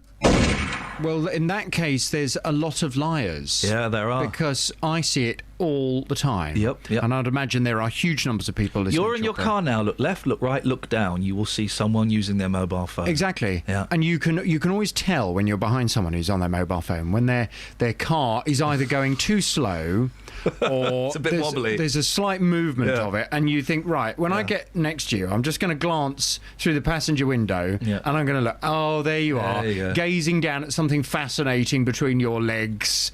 I bet it's your phone. Well, I hope it's your phone. Yeah, exactly. Well, from 9 this morning, I'd like to know what you think the punishment should be for using a mobile behind the wheel. It's quite interesting. The kind of lead on this issue in the police force, has said that she feels as if we're going to lose the battle unless things can be ramped up, unless there is a decent punishment. We are going to lose the battle. You have to compare it to drink driving, and drink driving for decades was kind of acceptable. You know, it wasn't kind of, it was acceptable. You go out and have, it was a done thing. You go out and people would drive with quite a lot of alcohol in them, and then, I don't know, late 70s, the tide started turning, and it's taken a long time for it to become, for people who drive to become the pariahs that they deserve to be, Well, it would be interesting to see how we're going to deal with this problem. But what should the punishment be for using a mobile behind the wheel? I'd love your call from 9 on 08459 455 555. One question. Yes. When you said this yesterday, what did you mean? Can't sex sometimes just be about bish, bash, bosh, let's get on with the grouting? Well, just that. Just that. There's all these people yesterday on my show talking about how, sex has got to be all about love and got to be all about spirituality and, let's run round the garden first naked and read poetry and then we'll make love for 14 hours. Surely sometimes in a relationship, sex can be about let's get this done. We've got to do the grouting. Call 08459 455 555. BBC Three Counties Radio. I mean, how important is grouting? Well, this talk of grouting has got me feeling very fruity. Yesterday, we brought you the story of a massive hole that's developed in the garden of a block of flats in Watford. Justin Dealey was going to toss something down there. He bottled it this morning. Residents living there have covered up the hole up with deck furniture as a temporary measure. But the question is now, who's going to pay to fix it? Well, earlier we heard from the freeholders. They own the land, and they said, well, there's not really anything to do with us, Governor. No, they said that the residents, the management association, are the ones that deal with the grounds. The residents need to sort it out, but hopefully the freeholder company insurance will cover it. And he sounded like a very nice fellow, and we're going to speak to him next week and find out what the insurance said. My thoughts on the insurance company? They won't touch it. They won't touch it. Well, the difference is, he thinks it might be some sort of sinkhole or a drop hole or something like that. It's got bricks on it. It's a well, isn't it? I can't believe that's not on the deeds. Well, I mean, he said it's not, so I do believe it's not on the deeds. Someone's turfed over it in the past. Yeah. I don't think the insurance company are going to touch that with a bar. Nothing to do with us, Governor. And I said this yesterday, and I say this now on air. We'll be talking about that hole not being filled in 2 years from now. That hole will still be there. Or the residents will get fed up and do something about it. Yeah. Well, why don't they just chuck all the furniture down it instead of over the top of it? That's one solution. Anthony Essian is Chief Executive of the Leasehold Advisory Service. Morning, Anthony. Good morning, I've Iain. had cause to use your service in the past. May I say, keep up the excellent work. Oh, you're very kind. Thank you. For those who don't know, freehold and leasehold, can you explain in kind of simplistic terms the difference and what the roles are? I'll give it my best shot. Imagine in your mind's eye, I suppose, two detached houses next to each other. Yeah. We look at the front doors of both. House A on the house on the left, house on the right. House on the left is freehold. House on the right is leasehold. To look at them, no difference. The difference is in the name of the tenure, freehold. With freehold, essentially, you own the property outright. That includes the land on which it sits. With leasehold, the house on the right, it's not the same thing. No. What you have, essentially, is like renting a property, the right to exclusive possession, the right to use it and to occupy it for a number of years. When it comes to owning leasehold property, owning flats, for example, that tends to be leases of 99 years, 125 and 999. And I suppose fundamentally that's what makes it mortgageable and gives the impression absolutely of ownership. Leasehold is used very commonly for flats because it's a mutual relationship between the people who live there. You're side by side, underneath, other people, etc. And unfortunately with freehold, the obligations that arise from freehold can't be enforced very easily against the people who subsequently purchase it. Right. That doesn't apply in leasehold. And if you imagine a leasehold block of flats where you couldn't enforce repairing obligations between neighbours, it'd be pretty perilous. That's why our system has leasehold in flats generally rather than freehold. You've seen the photos of this hole in the from our Facebook page. It looks man-made. It looks like a well. Who's responsible, the freeholders or the people who live in the flats? Well, one thing I haven't mentioned so far is the lease itself. It's the lease that makes it the fundamental determinant of who does what and who's responsible for what. I don't know what the lease says. It sounds like the chap that you spoke to earlier, the managing director, has had a sense of the lease and what it says the residence management company is responsible for and what the freeholder is responsible for. That's where they'd have to look, really. It's such a complicated thing, isn't it? But management companies, how do management companies work? What's their responsibility? Are you talking about the residence management company? Oh, blimey! So would there be a residents association, which would be like a sort of committee that the residents have set up themselves? You can have that, but that's not something that applies automatically. Right. This situation sort of sounds like to me you've got the freeholders. Yeah. You've got lessees of individual flats. But another party to the lease sounds like a management company that the lessees are all members of. Yeah. Now, in that typical scenario, it's the management company that the lessees are members of that has the responsibility under the lease to repair, maintain the building, upkeep of the gardens and that kind of thing. But how it falls in this particular case, I don't want to bore you, depends on the particulars of this lease. And that's what I'm sure the lessees, the freeholder have been looking at to see where responsibility lies. Anthony, you've explained that brilliantly. Thank you very much indeed. Anthony Essian, Chief Executive of the Leasehold Advisory Service. Henry Pryor, property expert based in Hertfordshire. Who do you think's responsible, Henry? This is quite an unusual situation, I think. It is indeed, Ian. Good morning. Good morning, everybody. Morning. I think Anthony did a fantastic job explaining the complications of different tenures. We talk about freeholds and leases day to day on 3 counties. When we're talking about leases, we tend to be talking about what are called assured short-hold leases. That's just for a year or possibly 3 years. But this is a complicated situation.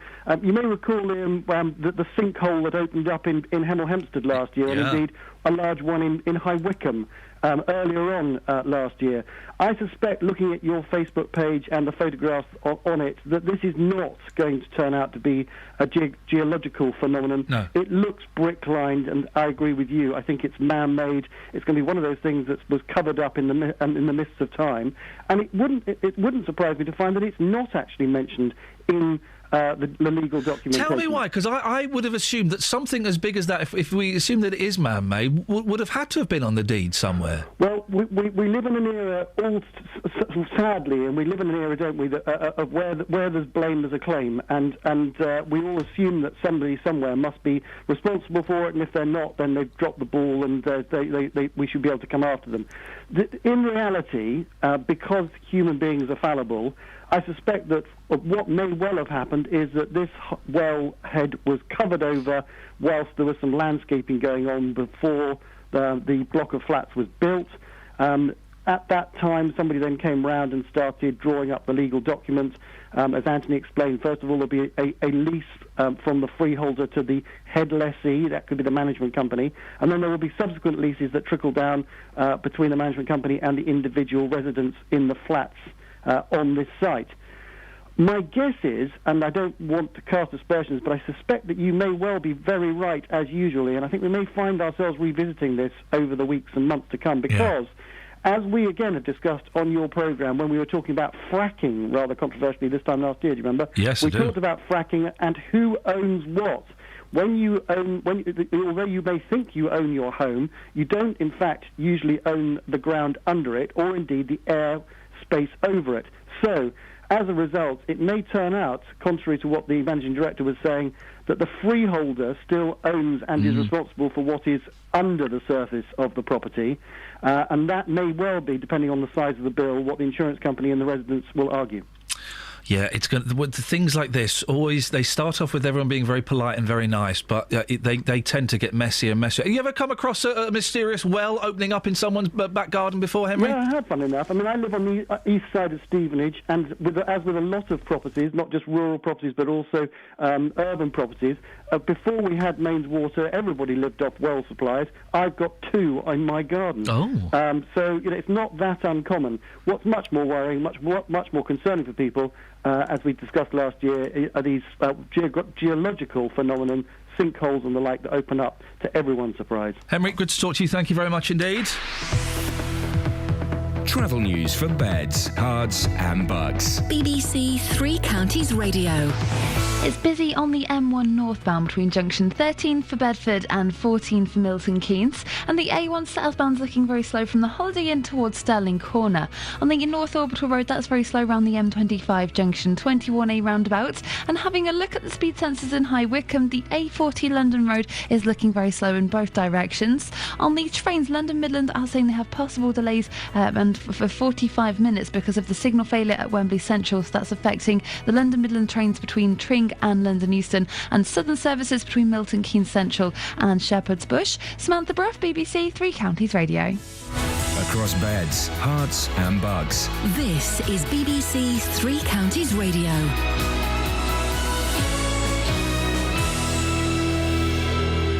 It's 8:30, I'm Simon Oxley. The BBC has found there's been a sharp fall in the number of drivers receiving penalty points for using a mobile phone at the wheel. Meanwhile, a police officer has been assaulted by a driver he was trying to give a speeding ticket to in High Wycombe. The Labour leader, Ed Miliband, has rejected an offer from the SNP's Nicola Sturgeon for their parties to work together. And Hertfordshire County Council say 95% of children have been allocated a place at one of their preferred schools, but nearly 1 in 5 missed out on their first choice. Three Counties Sports. BBC Three Counties Radio. England need 8 wickets on the final day to win the first test in Antigua. The West Indies will resume on 98 for 2, chasing an unlikely 438 to win. Former England opener Geoffrey Boycott says an English victory is not guaranteed. Although England have a goodish chance of winning, it's not for certain on this sort of surface. I've seen people before bat all day, me included.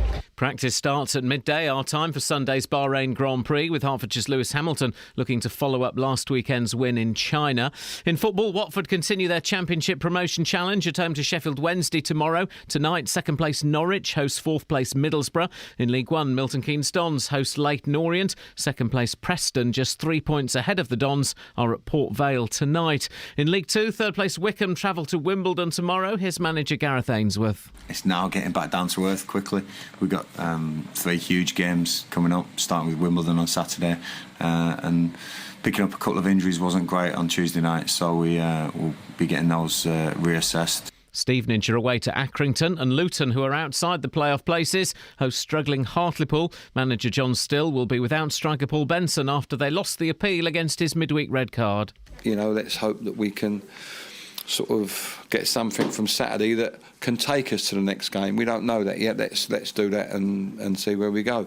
It might lead to an unbelievably exciting last game of the season, but until that comes, we don't know. And in Speedway, Rye House make the long trip to Plymouth in the League Cup tonight. They host Sheffield in the Premier League tomorrow evening. BBC Three Counties News and Sport. The next full bulletin is at 9. Call 08459 455 555. BBC Three Counties Radio. I'm surprised Mia's not worked her way back into the studio. She's biding her time. Thing is, she's so tiny, she could be anywhere. I mean... Let me just check. Kelly, you're not sitting on Mia, are you? Let me have a look. Hang on. No, not Mia. Someone else. OK, well, they can stay. They can stay. Marlene's in Dunstable. Good morning, Marlene. Morning, Ian. What you got for us, Marlene? Idiots on Phones. Oh, yes. So great band. Yeah. Actually, it's not a bad name for a band, is it? Idiots on Phones. Somebody followed me all the way from Hotcliffe, down the Thorn Turn on the phone. Oh, yeah. Then I kept putting my hand over my ear, gesticulating to him, get off the phone. Yes. And then his conversation obviously came very animated. Yeah. Phone on one ear, hand waving about on the other.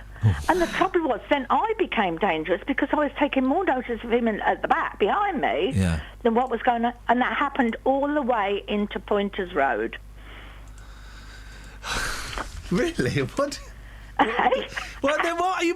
The thing is, though, Marlene, you shouldn't have let him distract you. You should have focused... You should have thought, he's an idiot, I'm going to focus on the road. Yeah, but when you've got an idiot behind you, you can't help it. Well, that's the thing. Well, my driving... Mind you, I am elderly, so that's my excuse. I'm sticking to it. You shouldn't be allowed to drive. That's not nice, Ian. Take your driving licence away, Marlene. That's not nice, Ian. Take your not nice at all. You've got a bus pass. Use that. Have you got a mobile phone, Marlene? I have. Have you ever used it whilst driving? Never, ever, ever. Look me in the eyes, Marlene. I'm looking you in the eye with my wonky eye. Do you remember? Oh, yeah. Oh, that one. It's wonky-eyed Marlene. What is it? One eye's going to the shop, the other one's coming back with the change. Now, That's right. have you ever sent a text whilst driving? Definitely not. No. Ever read? You're driving back from the co-op, and you've got your shopping, and your phone's on the passenger seat. You get a beep beep, which means someone sent you a text. Come on, Marlene, you're telling me you've never, while you're driving, picked up the phone out. Oh, it's a text from Steve. Oh, he wants dinner tonight. How did you know my son's name? Ladies and gentlemen, I have the gift, Marlene. You're a good sport as ever. Special powers. Really angry, very angry tweet from Scott, and I've got to take out 1, 2, 3 swear words. Oh, my goodness. That bloke had 2 flipping wells in his garden. They're talking about Henry Pryor.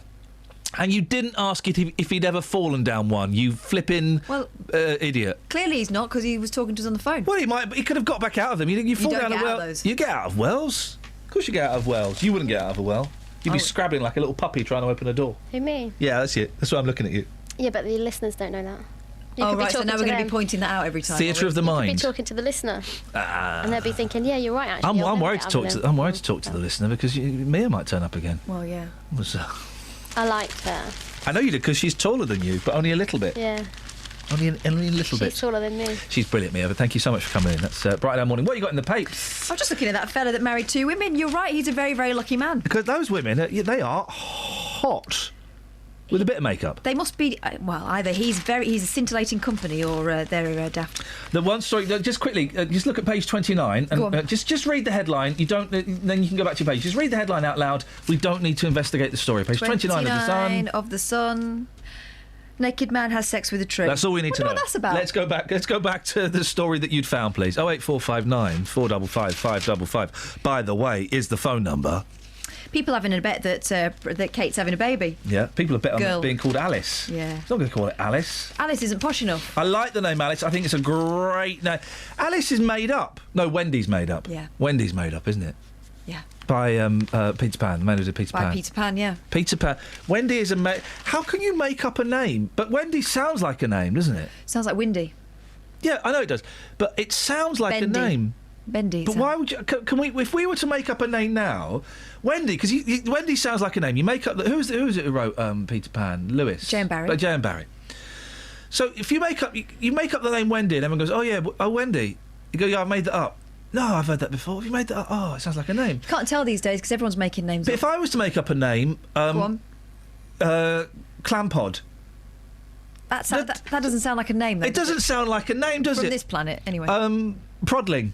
Prodling? Again, not many ING names. What about... Flam-based. Doesn't sound like a name, does it? Doesn't sound like a name.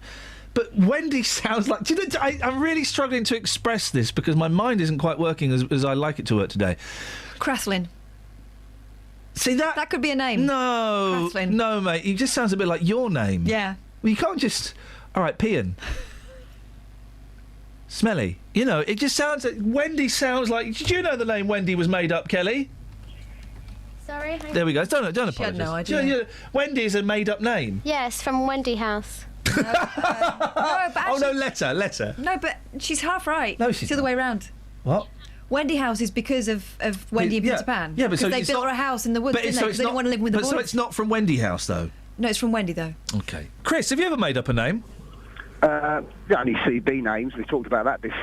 The Penguin. The Penguin, you see? OK. Percy Penguin. Imagine making up the name Wendy. How cool would that be? That was my first girlfriend's name, Wendy. You took me. Monday. Sorry. Hey, Monday. you know what my first boyfriend's name was, Chris?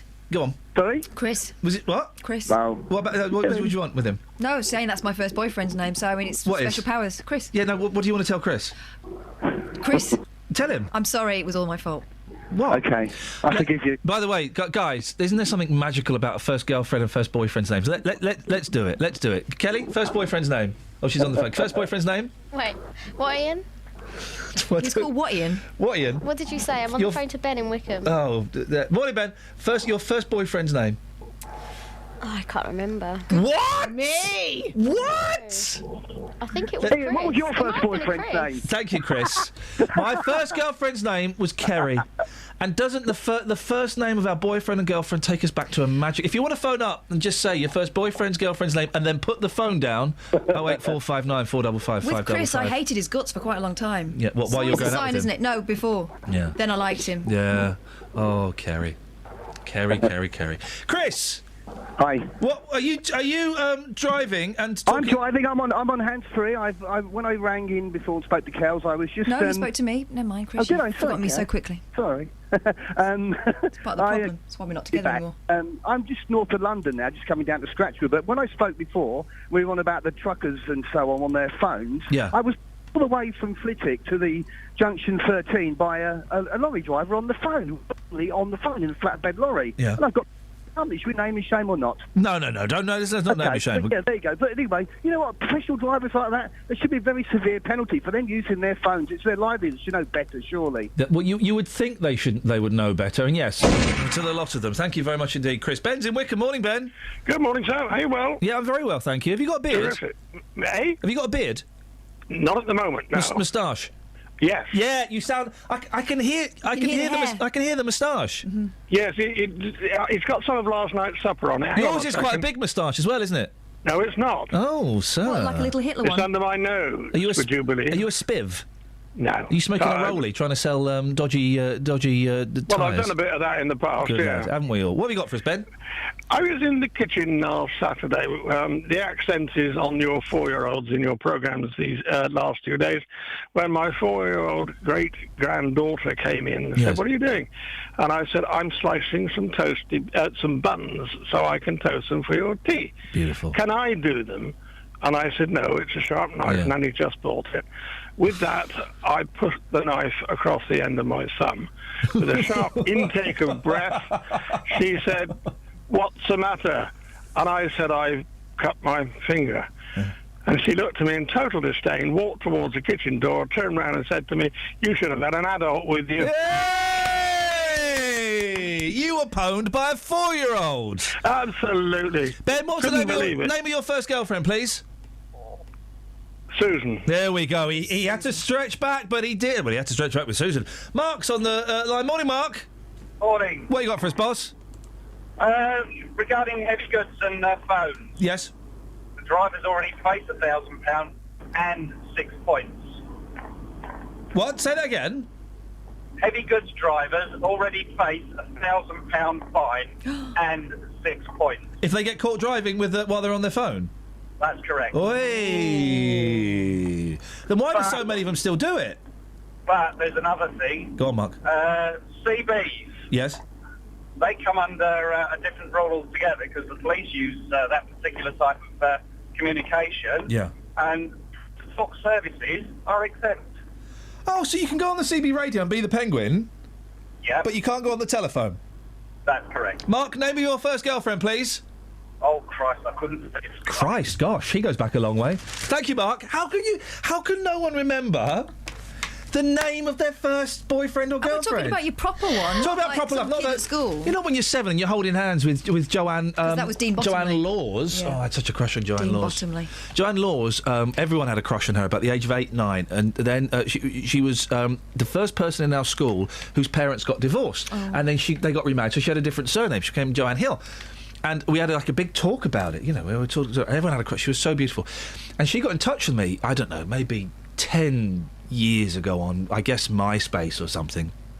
And she just said, "Oh, all right, Ian. I see you on the telly. Just, I've not spoken to her since I was about 10. She moved away." It was like flipping heck. And I wrote back saying, "John, it's so nice to hear from you. I'm really glad to hear you're doing well. I've got to say, I had such a crush on you at school." Never heard from her ever again. That was the end of that. That was the end of that. What did she think that... That was it's nice to hear that, isn't it? Once you've got a bit of distance. Oh, maybe she thought I was... cracking on. Mr. Lover. Oh. Well, then you laugh it off and say thanks very Romantic. much, and that's the end, isn't it? I was chancing my arm. You never know. You still don't know the name of your first boyfriend? I think it was Craig. Craig. No, we were really young. Like. No, we're being proper boyfriend. What? Define proper. Proper. Just proper love, and going out with each other for more than 2 weeks. What, real, actual love? Yeah. 17. He was called 17. We'll come back to her later on when she. Let's let her think in that room on her own for a little bit. She's really. You're right, love. Yeah. Is she crying? Yeah. Good. About 17. She should be. Travel news for beds, cards and bugs. BBC Three Counties Radio. The M1 has queues northbound between junctions 13 for Bedford and 14 for Milton Keynes. It's looking very slow. In Dunstable on the A5 High Street North, that's very busy around West Street. And in High Wycombe, the A40 London Road is busy in both directions. In Bournemouth on the A1 southbound, there are queues between the Holiday Inn and Stirling Corner. And in Watford on Chalk Hill, that's looking very busy around the Bushy Arches. On the trains, there are still problems with 7 trains suspended between Milton Keynes Central and Shepherd's Bush because of a signalling problem at Wembley Central. Samantha Bruff, BBC Three Counties Radio. Sammy, thank you very much. Right, it's 8:45. It's Friday, the 17th of April. I'm Iain Lee. These are your headlines on BBC Three Counties Radio. The BBC has found there's been a sharp fall in the number of drivers receiving penalty points for using a mobile phone at the wheel. Meanwhile, a police officer has been assaulted by a driver he was trying to give a speeding ticket to in High Wycombe, because Ed Miliband, other towns are available, has rejected a direct offer from the SNP leader Nicola Sturgeon for their parties to work together. We're going to humiliate Dealey in a bit. Before that, here's the weather. Beds, Herts and bucks weather. BBC Three Counties Radio. Hello, good morning. It's going to feel a bit chillier today than it did yesterday. We'll see some good spells of sunshine, but the air's slightly cooler, slightly drier, and we've also got a strengthening easterly breeze as well, that air coming in off the North Sea. So in exposure to that wind, it will feel mighty chilly at times, but, nice and warm in the sunshine, and there'll certainly be lots of warm, sunny spells around as we head through the rest of the day. Just a chance over eastern areas of Hertfordshire in particular that you might just catch a few spots of rain falling from the thickness of the cloud, but that's all it will be generally, and most places are going to stay dry. Now, afternoon temperatures not as high as yesterday, but still 12 or 13 degrees, that's 55 in Fahrenheit. Overnight tonight, some evening sunshine, and then clear spells for the most part. We'll see it stay dry. The wind is going to keep any frost at bay. It'll still be quite breezy through tonight and breezy into tomorrow as well, but lots of sunshine around tomorrow. Dry for the whole weekend. Temperatures around average for the time of year, sort of 13, perhaps 14 degrees. Plenty of sunshine on Saturday, but Sunday is going to be a cloudy day. Still dry though, and staying dry into next week. That's the forecast.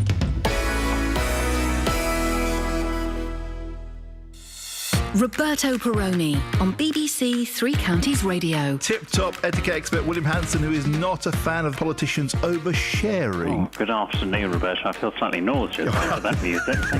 Every weekday from 3. Let's talk to Harriet Harman, the leader of the Labour Party. We've been in Bedford and Cambridge, and we've had very interesting discussions. Let's talk cold callers. Do you have a tried and tested method of getting rid of cold callers? You've got to make up a word before you go on the phone, and so you can fit that word in without them realising the most time. Saying actually helps you feel calmer. Do you believe this, Sharon? Definitely. And since I read that, I've been doing it and I'm well chilled. Roberto Perroni, weekdays from 3 on BBC Three Counties Radio. Call 08459 455 555. BBC Three Counties Radio. Anyone else not give a stuff about the pictures from the new Star Wars trailer? Didn't even know there was one. Yeah. Fans thrilled as new Star Wars trailer offers clues to The Force Awakens. When's it coming out? I bet it's not coming out for like 2 years. May the 4th. That's normally when they'll do it. Yeah, they do it, and then May the 4th be with you. Clever, they do that. Yeah. No, December the 18th. What's that got to do with anything? December the 18th be with you. The new ones are rubbish. Just leave them alone. Well, leave them alone. Fair play. J.J. Abrams is doing these. He did the Star Trek reboots, and I only saw the first one. The first Star Trek film was brilliant. Okay. It was proper brilliant. It was awesome. This, I'm not sure if it'll be awesome or not. It's got old Harrison Ford. It's got old Harrison Ford in it. It's got all the Star Wars characters from the original movies will be in there. Harrison Ford, Princess Leia, and Mark Hamill playing. Why are you doing Jonathan Ross? He'll have some good set pieces, some witty dialogue, and a lot of fun for all the family. 2 thumbs up. Here we go. Puff and nonsense. The backlash begins. It began with me. E-cigs don't help smokers quit the fags.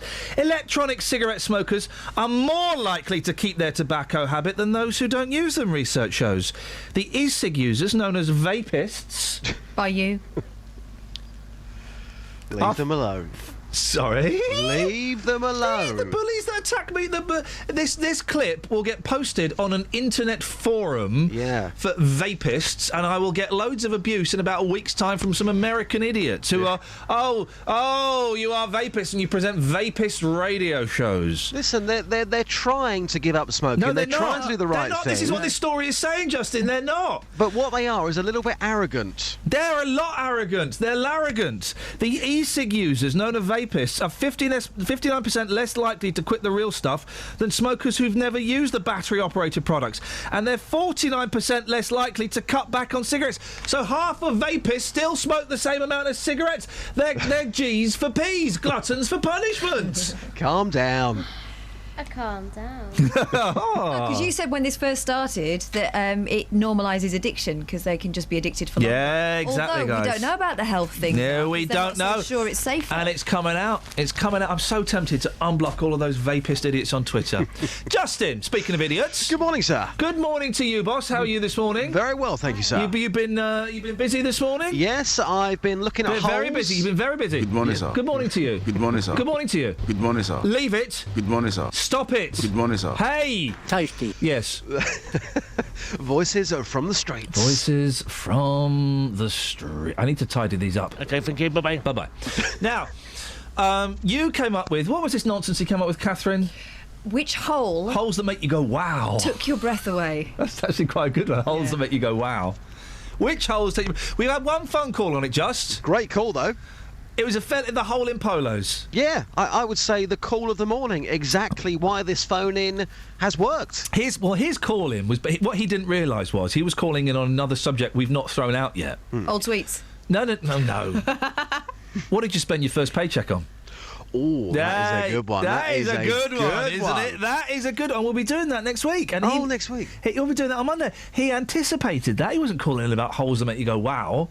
Holes that make you go, wow. He was calling about what you spent your first paycheck on. I liked his story. Good old Horace. Oh. Good guy. Wait, well, Dealey. Yeah. I see you've got 1 minute 59 of audio in. Have you padded that out by putting... Is the music on the beginning of this? No. Okay. I don't get your beef with this phone in. It's rubbish, mate.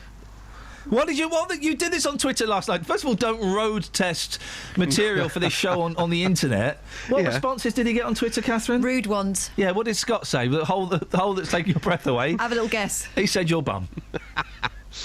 Yes. So I've taken this to the streets this morning. I'm live in Kings Langley right now. Home of the hole. Well, not quite. No, we're a little bit. You moved away from there. The hole is in Leavesden, and I was there this week. This 20-foot hole in a communal garden. When I got there, I looked down the hole. It took my breath away. And then you didn't dare look down the hole this morning. Well, the hole's been covered again by the local residents. I'm not going to take the wood away. You said this morning before you left, I'm going to take the wood away. Yeah, geez. Yeah, okay. Yeah, geez. Okay, boss. Whose name's above the door? Is it yours or is it mine? It's my name. It's your name. Okay. I remove the wood. I remove the wood. Put it back. Yeah. Don't put it back properly, even though I think I have done. A child falls down the well later on and injures themselves. It's not worse. Your name's above the door. Simple solution. Put the wood back properly. Do you notice everything about this story, right, Catherine? Yeah. And this is, I think, we're lucky it's not as bad as the curse of Tutankhamun, where everyone went mad or killed themselves. That actually happened. The curse of this is everybody is passing the buck. Nothing to do with me, Governor. I'm not taking responsibility for it. Yeah, exactly. Exactly. So that hole took my breath away. Got me thinking, which hole has taken your breath away? I'm on the streets of Kings Langley, and this is why this has worked this morning. People have got some very interesting stories. Take a listen. It's a great hole. Is that it? No. Tee it up again.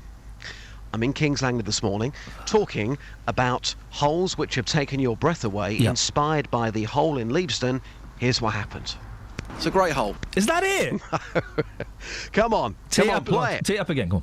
Okay. So I'm in Kings Langley talking about which hole has taken your breath away, inspired by the 20-foot hole in Leavesden, which took mine away. Here's what people had to say. It's a great hole. Is that it? No. Oh, hang on. I can't get it to work. Here we go. Joan, here we are on the streets of Kings Langley this morning, The hole which took your breath away was when you had your ears pierced. How old were you? 18. Describe the pain. Well, it was... You just gasp, you know. Yeah. Just took your breath away, just like that. Yeah, it did. Yeah. Mm-hmm. Was it like a... Yes, that's right. Yeah, okay. Love. We're going to break this down, Justin. Yep. That hole didn't take her breath away. That was what injury have you foisted upon yourself that hurt you? Incredible. I will tell you what each of these people are what their phoning is. They're talking. That one is what injuries have you? When have you paid someone to hurt you? That's what she's calling in about there. Fair enough. Okay. Should we carry on? Yeah. Here we go. The earrings, by the way. Thank you very much indeed. Have a good weekend. Thank you. It's a great hole. Pete, tell me about the hole which has taken your breath away. Well, one that comes to mind is the 17th at St Andrews in Scotland. It's quite a tight dog leg, and your drive's got to go over the corner of a hotel. Catherine, that's Where have you been on your golfing holiday? Guys, let's carry on. Yeah, and you got to, if you don't land on the fairway, if you go slightly left, you're in all the rough. And how'd you play golf? So when you saw that, you thought, wow, it quite literally just it took your breath away. And your second shot's even more difficult because if you go over the hole, you go out of bounds on a road up against a flint wall. Can you still talk about golf? Yeah. What's the longest you can talk about golf? Golf or call me now. Horrible bunkers round the hole as well, so it's very difficult, I think. What's another name for a sandpit? Other uses for sand? Call me now. It's a good point, well made, and well explained as well. Thanks for your time. Okay. So far, Justin, the two voices have not spoken about holes that make you go, wow. Well, they have. Oh, they have. have. That's right, Empire. Ray, which hole has taken your breath away? Courtney Love. Now, come on. Which four-letter bands do you like? Do you love her? I do. Thank you very much. He has no idea who she is. Okay, let's go. We've got another 43 seconds of this. Thank you. Oh, Brian. This is the Holy Grail. Traffic, hole in my shoe. It took your breath away. What's your memories of listening to that? It made you think about it, yeah. What was it? This is, can you give me a quick one for my musical moments for the weekend? Nope. This is two birds, one stone. It's about, you know, you listen to it to find out what it was about. You know, This is what holes have made your teeth go away. I can sing it now, but I'm not going to. Oh, go on, please, go on, sing it. No, I remember a bit. Hole in my shoe. No, I can't sing. My mouth's all dry at the moment. Your mouth's dry? Yeah. Are you a pro? A what? A pro? What's a pro? Well, a professional. You're saying your mouth's dry. Are you a former singer? Or? No. Traffic, hole in my shoe. Took your breath away when you first heard it. You wondered, what on earth is that all about? That hole in a for shoe. me, is perfect. Thank you so much. All right, thank you very much. Justin. Guys. Justin. Guys. Justin. Guys. Justin. Guys. Justin. Guys. Justin. Guys. Justin. Guys. Justin. Guys. Justin. Guys. Justin. Guys. Justin. Guys. What was that all about? I've delivered you with the goods once again. I've delivered you with 4 stories. You came up with delivered you one. with the goods. What does that even mean?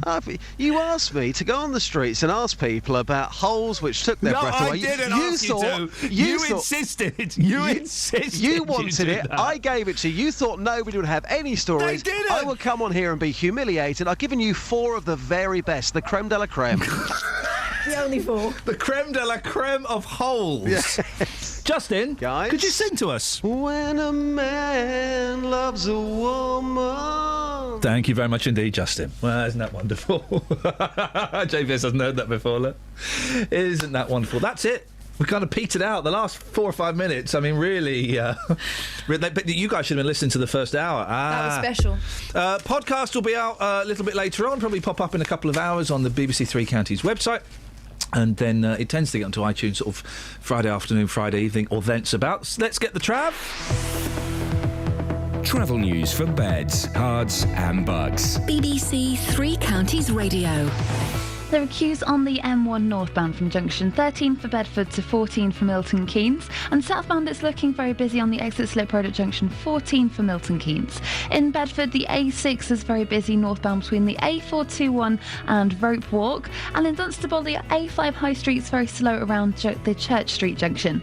In Mill Hill, the A1 Watford Way is busy southbound between the Apex Corner and Mill Hill Circus. And on the trains, southern trains are suspended between Milton Keynes Central and Shepherd's Bush. That's because of a signalling problem at Wembley Central. Samantha Bruff, BBC Three Counties Radio. Thank you so much, Samantha. Guys. Hey, Dealey, come on, give us a break. That's it, that's your lot. Thank you very much, Kelly. Thank you, Justin. Guys. Catherine, we need to have a word after the show. I mean, seriously, this cannot continue. Podcast will be up soon on Monday. Oh, do tune in between 6 and 7. It's the secret hour. We're going to try and name it. Oh, and let's end with a little bit of this, shall we? Have a good weekend, everyone. Ta-ta. When a man loves a woman. Local and vocal across Beds, Herts and Bucks. This is BBC Three Counties Radio. Thank you, Ian. Good morning. Welcome to the JVS show. I'm Jonathan Vernon-Smith.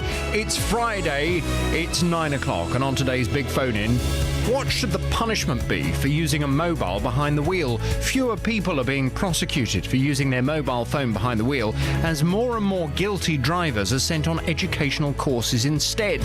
The number of drivers given points for mobile phone use dropped by nearly a quarter from 2013 to 2014, the steepest drop in 5 years.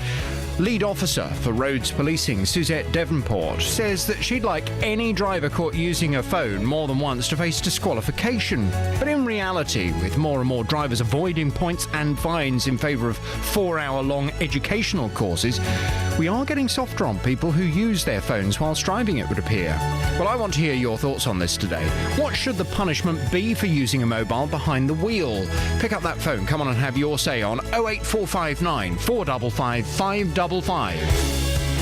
This is the JVS show on BBC Three Counties Radio. Your call in just a second, but first let's get the latest BBC News. It's 1 minute past 9. Here's Simon Oxley. The headlines: sharp fall in drivers getting points for using a phone, Miliband rejects deal with the SNP, and police investigate Luton Road incidents last night. BBC Three Counties Radio. The BBC has found there's been a sharp fall in the number of drivers receiving penalty points for using a mobile phone at the wheel. A Freedom of Information request to all forces has revealed a fall of nearly 25% last year, with more people being offered an awareness course. Mark Turner is Chief Executive of the Bedfordshire-based Road Victims Trust. I don't think it's the police taking their off the ball. The police have got loads and loads of other things that they have to do, and they have to try and prioritise. We know that across 3 counties every year, Beds, Herts and Cambs, 90 people will be killed. They're not all, of course, as a result of mobile phones, but there is a significant number and a growing number of collisions that are occurring because people are using their phones. Meanwhile, a police officer has been assaulted by a driver he was trying to give a speeding ticket to in High Wycombe. It happened at 11 p.m. on Wednesday night in Chestnut Avenue when the traffic policeman